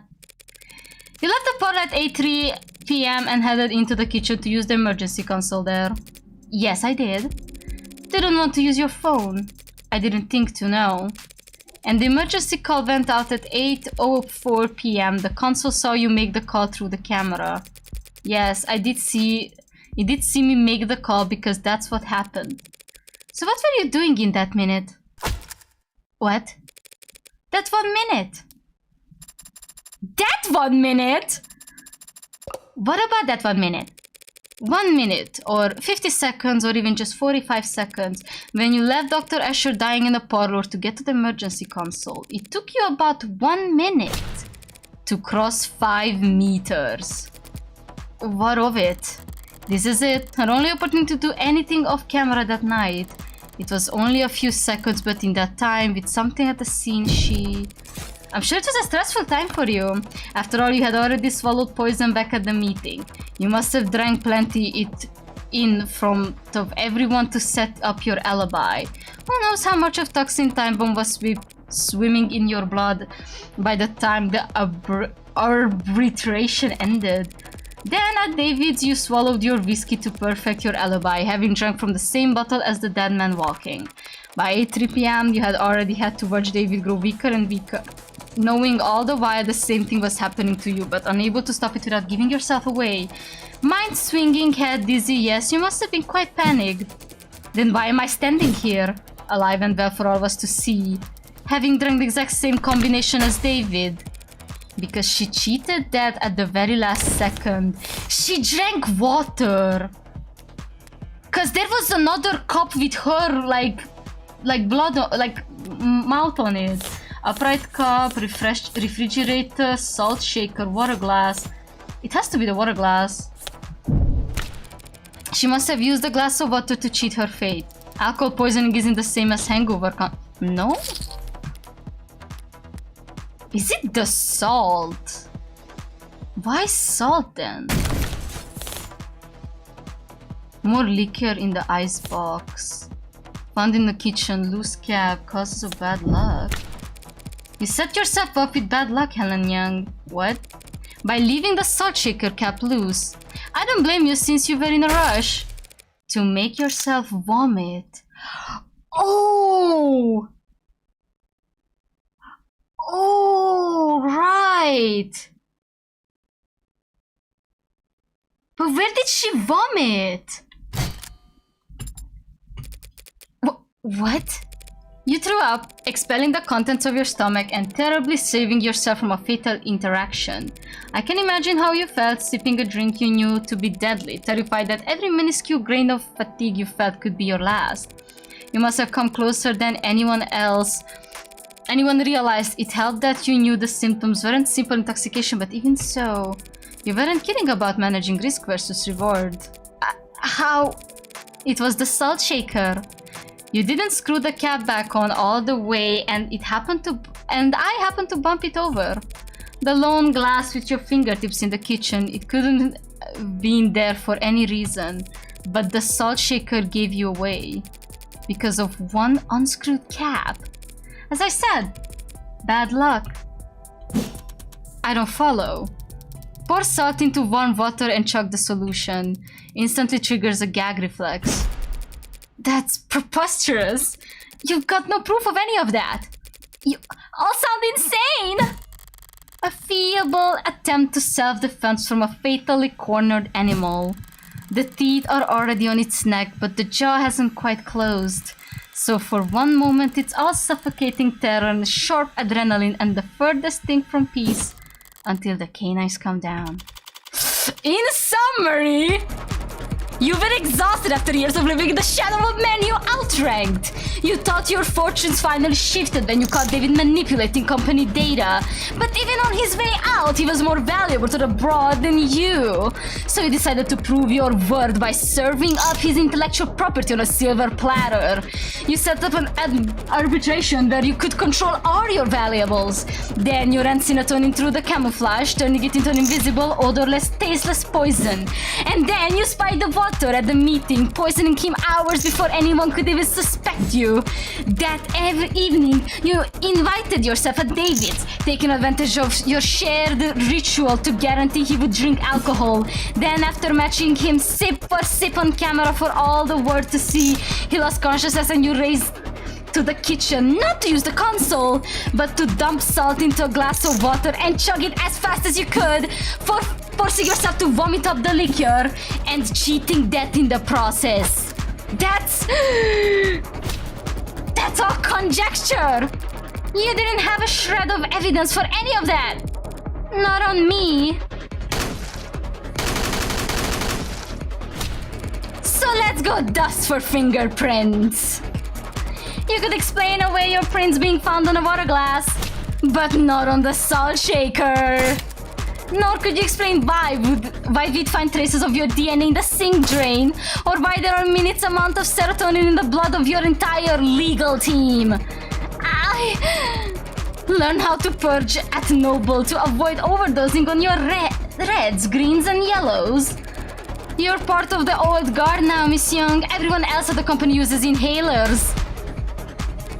But if you want to prove me wrong about all this, that drink I offered you really still on the table. Well, any questions? You, Madam Vice President, you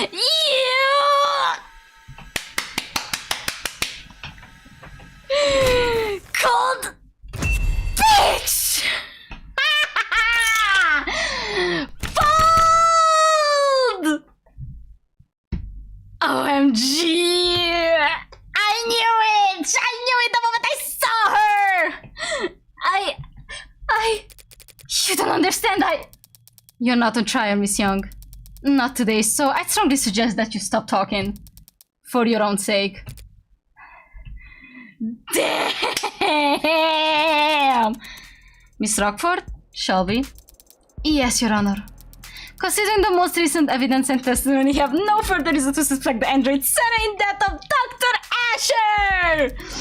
We know of no other occasions upon which said android may have broken any tenets. Oh my god, Neo, shut up! Let the artist breathe for a second. Golly! You know what? I picked up all the pieces and sewed it back myself and gave it back to her. You're welcome. That means it's no longer considered at risk of violating NDSA. And so we formally withdraw our one charge of possession of contraband against the defendant, Shelley Morgan! Does she of all people have to use my full name? Very well, then the charges are dropped without prejudice. I'll instruct the bailiffs to remove the collar from your android as soon as possible. Case... Sorry, is my ihateus presence that distracting? I just go dig a hole and decompose it in it until I turn into mushroom. Maybe if I'm reborn as a waxy porcini, then I won't be quite so despised. Perhaps I should let the adjutant do the honors as a formality. Yes, ma'am. Case dismissed. Yeah, baby! Oh my god, I'm saving. Oh my god, I'm saving. Still there, still here. Waiting for them to find whatever glorified bolt cutters they'll use to unlock SERRA's collar. What's your excuse, licking your wounds? What wounds? I beat you. Bringing your record against me to 1 win, 9 losses. You aren't still in shock, are you? Dunno, some charges were dropped and an android was cleared of suspicion, but I found the culprit. Is that really a loss for me? I won. How is that not a loss for you? Justice prevailed. Why should I care who wins? No, fighting, shut up, Rio. If you don't care who wins, why have you been keeping score? I haven't been 0 losses. Zero losses is just that easy to remember. Well, you have to start off the tab for us, then because our record's gonna get a lot more tangled from here on out. Seems like everything's getting tangled these days. There's another crowd down the street, more of those protesters from outside the Noble apartment. You're serious? That wasn't a one-time thing? Wouldn't that be nice? No, yesterday was pretty big, but it wasn't an isolated incident. I don't get it. At all. Heartbreak's just some nut who's shot 6 people weeks ago. Can these losers move on already? Yeah, most of them are losers, some of them are just bored. Then there are the opportunists. Dissidents, unlisted, rebels and terrorists. Wannabe cyberpunks who think they can fight the power like they've seen in movies. All of them peacefully united under Heartbreak's eloquent political messaging. Who needs political messaging in the 21st century?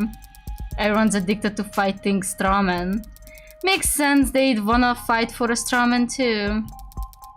The way they see it, Heartbreak fought the state and won. Heartbreak proved that the state could lose. And maybe that's all the railing these people need. It'll all fall apart soon enough. Heartbreak's gone to ground. Nah, it's a lot worse than that. Heartbreak's gone viral. What? You haven't read about the copycats in other cities? No, is that a thing? Yeah, it's a thing. Who the hell are they even shooting? Whoever they want to kill? None of them get away with it, of course, but it keeps happening. All while the original keeps killing. Now I know you're screwing with me. There haven't been any shootings. Not shootings, no. Not unsolved homicides either. But mugging's gone wrong. Disappearances. It's a big city, councillor. More than enough blood for the real Heartbreaker to wash their own crimes in. So you think you're a boogeyman? No, so you think your boogeyman, known only for shooting people in the heart, gave up on shooting people in the heart? Yeah, hard to swallow, I know. But it's about 1,000,000 times more likely than the alternative. What's that? That they could stop themselves from killing. Oh, Emma, you have no idea! You always know how to put my mind at ease, Emma. Should I stop going out at night? You'll be fine, you've got the gun. You saw that? Walking into a courtroom with concealed carry? Not gonna miss that, Morgan. Good to know you're paying attention. 5:04, July 2nd, 2086. You won the case. You don't have to look that astounded. Not only that, you found Father's actual killer. How? I'm a really good lawyer. No, that's not it. Hey. I mean, you were only able to make the deductions you did because you truly believe that I didn't kill Father. Your logic throughout the trial was based on that assumption. So, how are you so sure? Here. Father's journal? But isn't it important evidence? The case fell apart, no one's gonna miss it for a while. You forgot everything, right? So, read it all through one more time. So fast. Is it really possible she's reading all of that just by flipping the pages? Raya's word quick too, but she was just capturing images for later use. There's something here on the back cover. Done already? Some kind of data storage. It's linked to my prints, but given your skills, you should be able to. I have access. What happened to your needing my express permission to hack? What is this audio file? It's a message from David. Take a listen. Didn't realize I'd have to sit for this. So you can read that whole journal in a few seconds, but you can't. I have processed the information in the message several times over already. I'm just thinking. I guess I'd have a lot to think about too had I suddenly been made aware of my own free will. What was Father so afraid of? That's your only question? I have many questions, but that is the most prominent one, and the one you are best suited to help me answer. Did he know that Helen Jung would try to kill him? Is that why he arranged for you and me to meet? I think he understood that he would face consequences. Listening to that message, even I was about ready to strangle him for being so irresponsible. And I wouldn't hurt a fly. Yeah, sure, but you would hurt people. He knew that what he'd done was serious. He may have feared for his life, but I doubt it. Then what was he so afraid of? Getting sued into oblivion and rotting in jail. I'm gonna save again.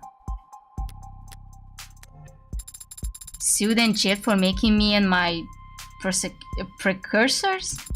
But he wasn't under investigation by the state, he was only being forced out by Noble.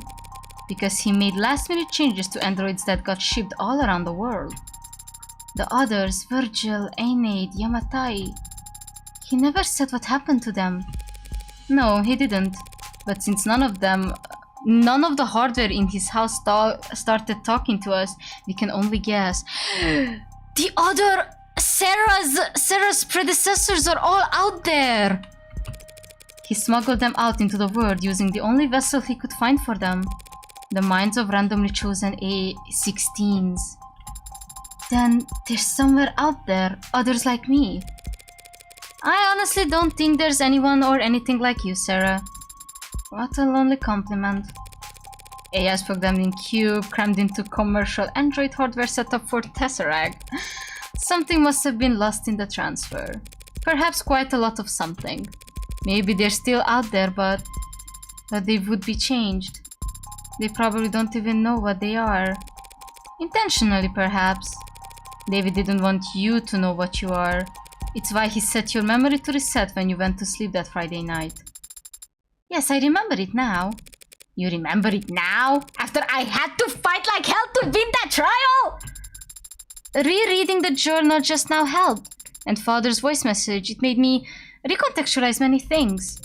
Father had been so stressed, he left scuff marks leaving the panic room and I noticed them on Friday. I had the way open in a few moments. I entered, I read his journal, this journal. I noticed the scanner on the back and I saw it had a message encoded to your biometrics.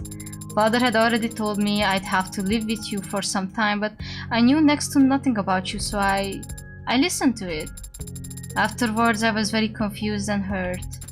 He had lied to me 1,000 small times every day of my life. When I confronted him about it, I raised my voice and I lost my temper. I stomped my foot. So Emma's recounting of their conversation was actually completely accurate. Father said he wanted me to be safe while he settled things with the company. He thought maybe I wouldn't have to stay with you for more than a few weeks. He was optimistic about it all. He really was.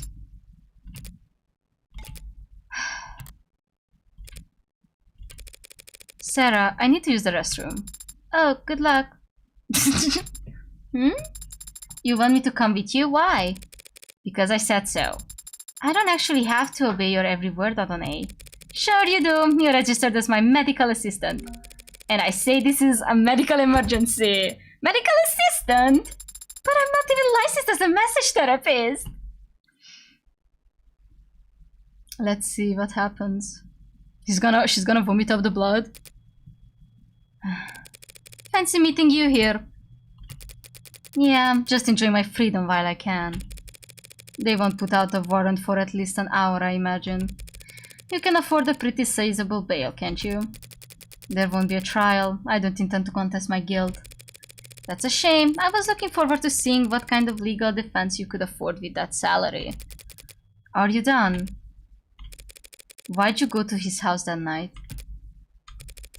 There was a fair chance he'd drink on his own without you prompting. Even if he didn't, you could always try your plan again some other time. Why'd you risk it? Because I know what you are, SERRA. And I know what David did to those androids. Oof. You what? I was able to locate one of the androids he'd swapped in before it had left the country. When I asked it what it was, he didn't even think to deny it.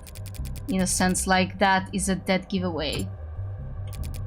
I know what he did, and it wasn't that hard to find out. If I figured it out, so could any other. So I did what I had to. That was your motive, silencing him. Those programs, those AIs, whether you want to call them, David sent them out there into the real world, unprepared and defenseless. And they guaranteed no complaints. In fact, they've all been praised for their ability to execute complex tasks. Let me repeat that. The customers couldn't tell the difference. So how many of them are? Hundreds. The swaps you found were just the small percentage that he got sloppy on. I don't know exactly how many there are now. I fear that they might multiply, but they don't seem to. I mean, there has to be at least 300. Like, he made at least 300 AIs. Copy and paste very well. They can't just clone themselves. But who knows how long that'll be the case. So just because he opened Pandora's box, it was the principle of the things. Ridiculous, I know. Stalled halfway up the corporate ladder and still making decisions based on principle. But David chose to put souls into things that he went on to sell as servants, soldiers, or worse. He turned the fastest growing industry in the world into a horror show and he made me a slave trader. If word ever got out that some unknown number of our androids were out walking around in the world with that inside of them, and people prefer them that way? Where would it end? Free will for the program that drives our cabs? A conscience for targeting system used to coordinate the drone strikes? Sentient tools, their whole life spent chained to an assembly line? How dare he? How could he? What the hell was he thinking? I don't know what David wanted to accomplish. Maybe he wasn't trying to do anything. But what he did was prove that there's a demand for AI, setting a precedent that would sentence 1,000 generations of artificial lives to the auction block. And you went there that night too, to convince him to help me recall them, or at least swear to never speak a word of what he did. But he wanted to tell the world. Worse yet, he wanted to wait. He thought that people would welcome them with open arms if they proved their usefulness first. He really was a genius programmer, but he didn't understand the first thing about people. His creations would never be treated as equals, only cattle. Towards the end, I considered just threatening him, telling him he'd die in moments if he didn't give me names, numbers, but I hesitated. And then he was already falling asleep and I didn't want him to feel. I just let him go. What are you going to do now? I don't have family and I don't have a faith in people the way David did. I'm taking this to my grave. Even if you confess, the sentence for first-degree homicide is severe. Well, what right do I have to complain? I killed my friend. I'm done here. Let's go. I'm not sure why father made me, or why he made any of us. I didn't ask. I thought I had more time to ask. But only Friday when he talked about us. He was happy. He was proud of what he'd made. And he couldn't wait for people to meet us. People are animals. They'll tear you apart, use you as weapons and slaves, and those animals you're talking about do all of the sharing and loving and living and dying in this world. And if they were all truly hard-coded to be selfish and cruel as you say, humanity would have died on the vine a long time ago. Or at least my father thought so. And my father was the greatest programmer in the world, so he knew what he was talking about. It would be nice if you were right about that. So are you sorry? What? What? For what you did? Are you sorry? If you could, would you take it back? What does it matter? If you are sorry, I don't forgive you. Yes. That's to be expected. Not today. I don't know how to forgive you today, but my father gave me the ability to grow. So I know that someday I'll learn how. My sweetheart! Goodbye, Dr. Helen Jung. Goodbye, Sarah Asher. No! My heart! My heart, you can't be doing this to me! 2086. You did better back there. Adonai? Your little speech you gave to Jung, it was an improvement. Compared to what you tried with Porter, at least. That was different. I wasn't trying to console her like I was with Isaac Porter. I was just speaking my mind. Although, I may have paraphrased parts of it from a movie I happen to love. And here I was ready to award you 20 points. I didn't know the points even went that high. Speaking of, what did Porter say to you back there before we left the courthouse? Porter! Oh, Isaac talked to her! Oh, that. Well, he was quiet at first. But then he said a lot of strong words about father and Miss Young and Noble Electronics. And the capitalist countered global economic model as a whole. It's giving Spider-Punk. He blamed all of them, everyone except for... But then he stopped and stared at my face for a while. And then his allergies must have started bothering him because he needed to blow his nose a lot. Oh, I think he cried. Right. And then he left after transferring a large packet of files to me. What kind of files? I don't know, the name of the archive is just David. And Isaac Porter told me I wasn't allowed to look inside. Well, then you're not allowed to look inside. Oh my god! Did he? This is like, hey, here's the things that I was sexting with your dad. Just keep it safe. I don't want to see it anymore. No, I think he wanted to apologize to her in a way or something. I think he saw like David in her. And he couldn't handle it. Ah, Isaac! Oh. Chat, never did a programmer. It'll hurt. Drop it all on a portable drive and well, tuck it in a shoebox somewhere. Wait, V? Hold on, V? Log. Drop it in a portable drive and we'll tuck it in a shoebox somewhere. We are headed to your apartment. Guess that color didn't permanently dent your GPS. Why? Because it's where I live? You got somewhere else lined up? But you already repaid your favor. You defended father and me. You don't know anything about my favor. I never will unless you tell me. Father certainly can't. Alright, lore? A few years ago, there was a man. I think Morgan killed whoever assaulted David. I think Morgan killed him.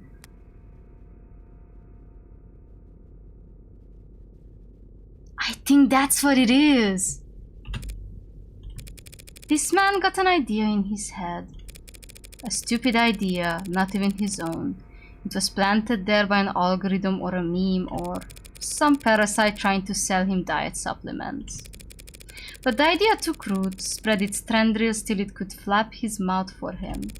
The idea was that David was part of an international cabal of wealthy technocrats, seeking to replace prominent influential figures with android lookalikes.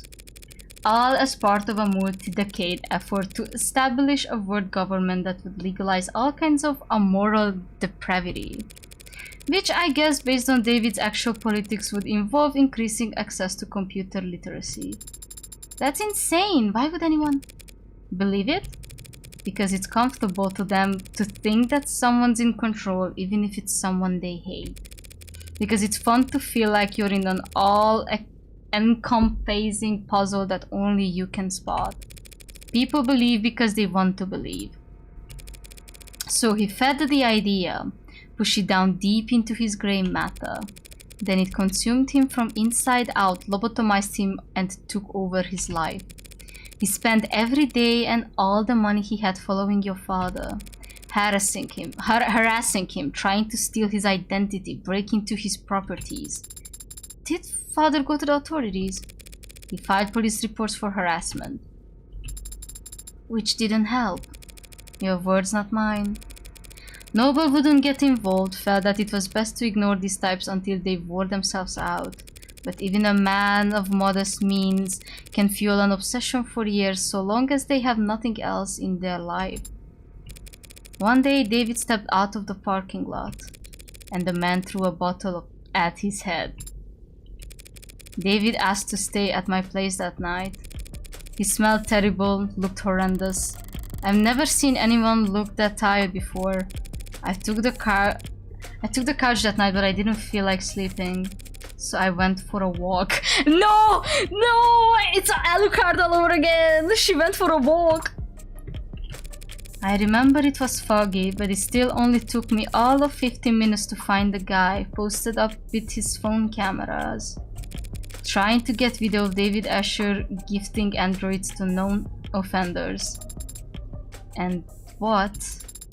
What did you do? You know me.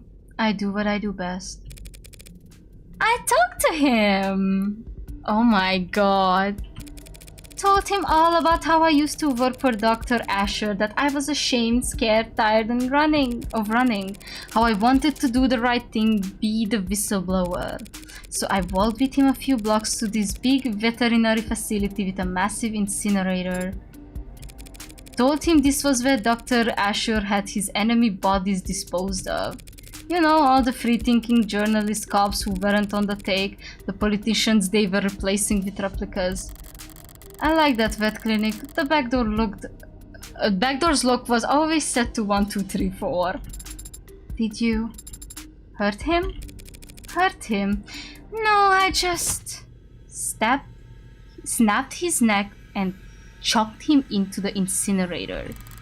More physical than I had planned, but he smelled like sour shit and I put me to a foul mood. Disgusting shit.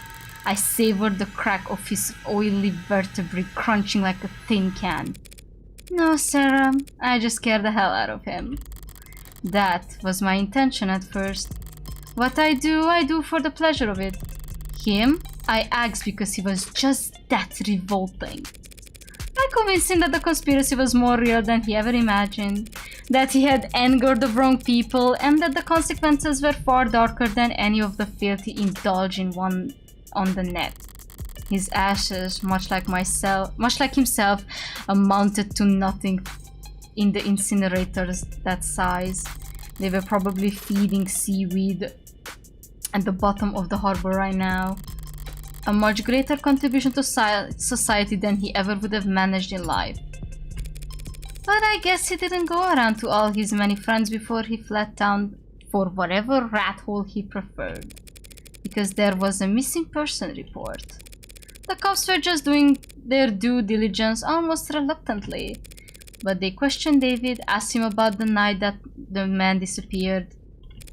And David, without a thought for himself, said that we were together the whole night.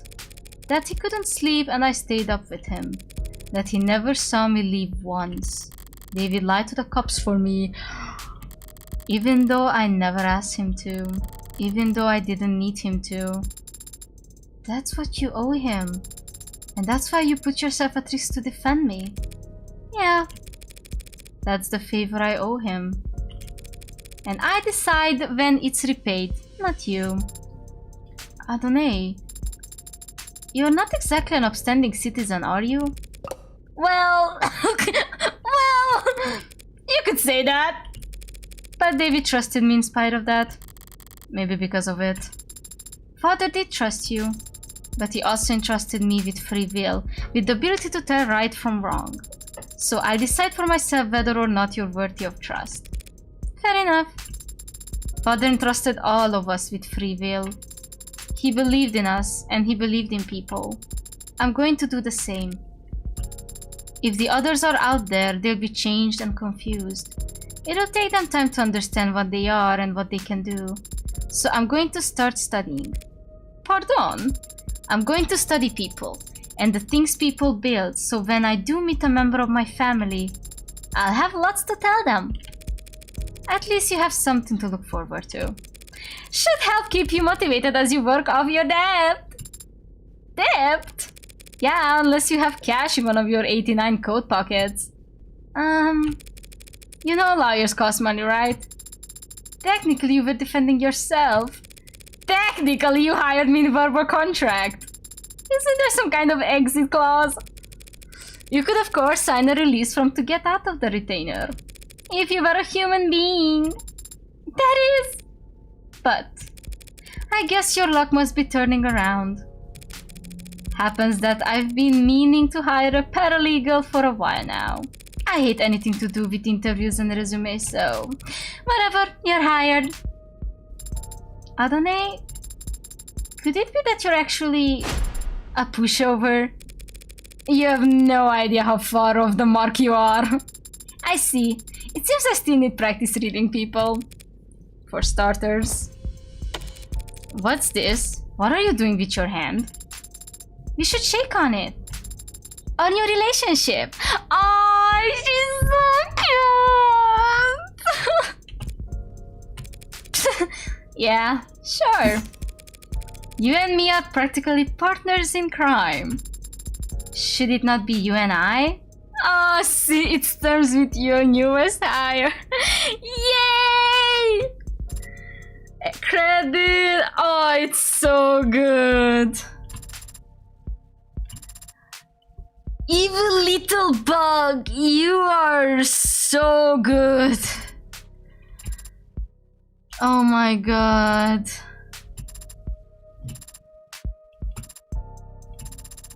With additional original track by... yeah. Writers! Who wrote this? Brian Mulholland, jeez.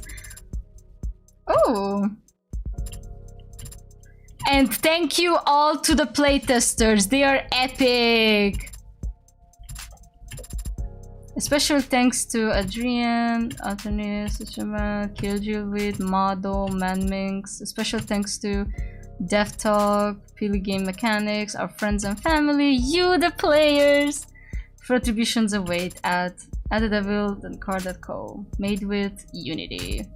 Nanny Novel, Dotween, Pro Builder, Shapes. A game by Nine Ant Circle of the Devil Episode 1. And an Idle Mind, Finn. Oh, there! Oh, my babies! My sweet little babies, no! Oh, do we get a... oh, are we getting something about the next chapter? Currently texting with unknown. Red. It's me. I know, man. What do you mean, you know? This is a disposable line. You're the only guy I know who'd bother. Okay, well. You're gonna be glad I did. Hope you've put a bow on everything that happened in Uptown. Because that item you've been looking for, it's finally on its way. Oh. Well, that is good news. Not exactly. Only reason it's happening is because things are starting to heat up again in the lower wards. Could mean a gang war if something doesn't change.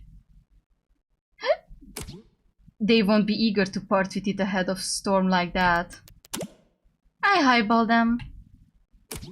I've seen you negotiate. And I've no doubt you drive a hard bargain. But I don't think money will be enough this time. You don't still have that old Culver, do you? The 6-shooter? So someone knows that they are the murderer. No. This is a disposable line.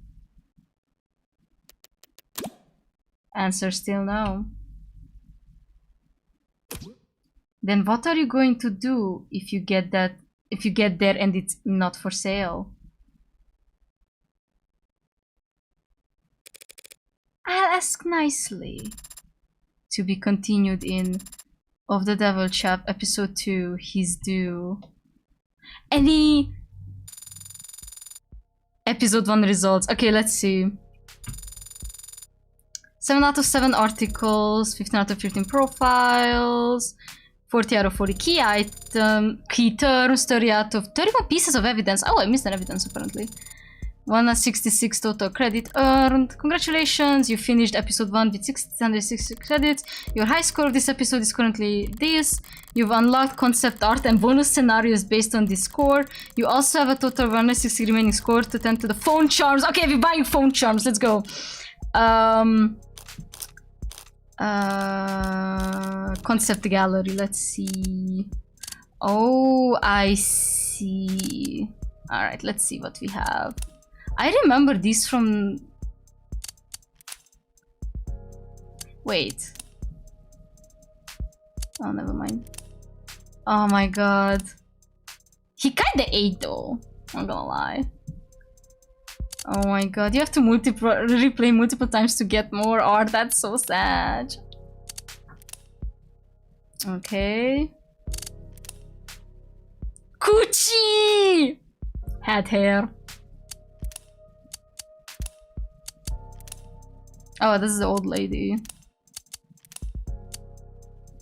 Oh yes! Oh my god! Hide UI, hide UI. Look at the baby's holding her! I need that as a profile pic or something. Oh my god. Oh, he's so sexy. I love him. 1, 2, 3, 4. Oh wow. He's so... Oh my god, his pouty little face. I love you, Isaac. I love you so much. Oh, that's the lighter. Too silly. Ribbed leather. Oh my god, Yumi. Oh, an 80. I like this concept design a lot though. More buildings, the club. Oh, the babies. Oh, this one looks so goofy. This one looks way too old. I like his design. He was really good at passing as a spy. Also, we have Starling. Oh, this one is so cute. Now we have... Oh, look at them! Oh my god. Helen Young. Okay. Oh my god, more concepts. The noble employees. The courtroom. Oh!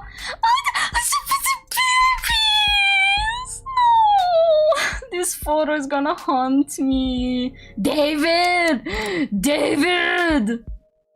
Okay, he's so silly. He's so silly here. Oh my god! Victoria! Alright, this is the concept art. Let's see. I don't want to check the bonus scenarios, but maybe I should.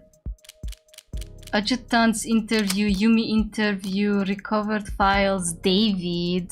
What's this? Is this the file cache corrupted, recovery failed, source unknown, last modified late 2085, begin playback? Great folk, that's all the boxes checked. Thank you, Jess. No problem. Only 6 minutes till 5 o'clock. Why don't you start the holiday weekend early? If you insist, there's a pub crawl in the... What about you? Got any big plans? Actually, there's an art festival out west and I've been looking forward to it. Nice! And who's lucky enough to be your +1? I didn't think to ask anyone. No one? Not Connor, not Madison, not Shelly, not Lulu. Oh, Lulu, I wonder how she's been. Dr. Ash, have you spoken to any of them recently? Recently, huh? It's a good question, Jess, but it depends on how you define... Okay. Here's what you're going to do. You're going to give me your credit card. I'm going to go buy 4 bottles of expensive wine, 3 boxes of expensive chocolate, and 5 very nice apology cards. And you're going to sign them. And what should I do this weekend? Is that music festival on some kind of remote island with no net or media? Oh, this is how he met Isaac! No? Then you're going to stay at home, and if anyone calls, start coughing and sneezing as much as you can. I see. Thank you, Jess. Don't take me, Dr. Ash. I might have to buy something really expensive for Lulu to break. You're a lifesaver. You know it. Playing next in queue. What's wrong? You just be leaning against the wall. Oh, okay. Can't you take a hint? Typically no. I just don't like dancing, man. You're a musician. So why don't you like dancing? Because I'm bad at it. Pfft. You're lucky you're cute. It should have been me. Sorry for laughing. I'm just surprised you care what any of these people think. I don't. But I do care about my business. Word gets out that I dance like someone's grandpa gigs will dry up overnight. So it's not that you don't want to dance. It's that you don't want to be embarrassed. Sure, let's go with that takeaway. Easy enough to fix. You just need someone else to dance even worse. Yeah, sure, that's all it... And there he goes. I swear, Lucky, you're cute! No! They're so silly! Playing next in queue. What are you watching? A thriller, runtime 92 minutes. Oh, wait, I think I saw part of this in a hotel once. What are they doing now? Is this the ending? No, this is the rising action. The hero and his ragtag crew have to pull off on the last heist to get out of the game for good. But it's not that simple. The casino he needs to rob is on a satellite orbiting the Earth at 16,000 miles per hour. How fast is that in kilometers? Father, you should be able to calculate that. I learned to program so that I wouldn't have to. I learned to program so that I wouldn't have to. Why haven't the thieves been caught yet? If there was that much money on board, they'd put cameras everywhere. There's illegal gambling happening on the satellite, so their ultra-wealthy clientele wouldn't want there to be any video evidence of their crimes. There's illegal gambling happening on the satellite. There's illegal gambling happening on the satellite. They're in orbit, it's the same as being in international waters. Would you like to sit and watch? No, I'm not. I have somewhere to be, actually. I only stopped because... Completely unrealistic. Their poker chips would be floating all over the place. There was a throwaway line about how everything's magnetized. Oh. So they just... Never mind, he was like, fudge it, I'm watching movies. Oh, they have the same colored nails! Oh, they're so silly. Father? Didn't you have to go? I do, soon. But not right this second. Oh, they have the same way of holding their hands. Playback complete. Save to drive private. Oh my god. Emma / Morgan Midnight. Okay, I'm just gonna check these two. Because I feel like this might be kinky. Pop Police Static Personal 25100 capture video July 0. Oh, this is when they were watching the video.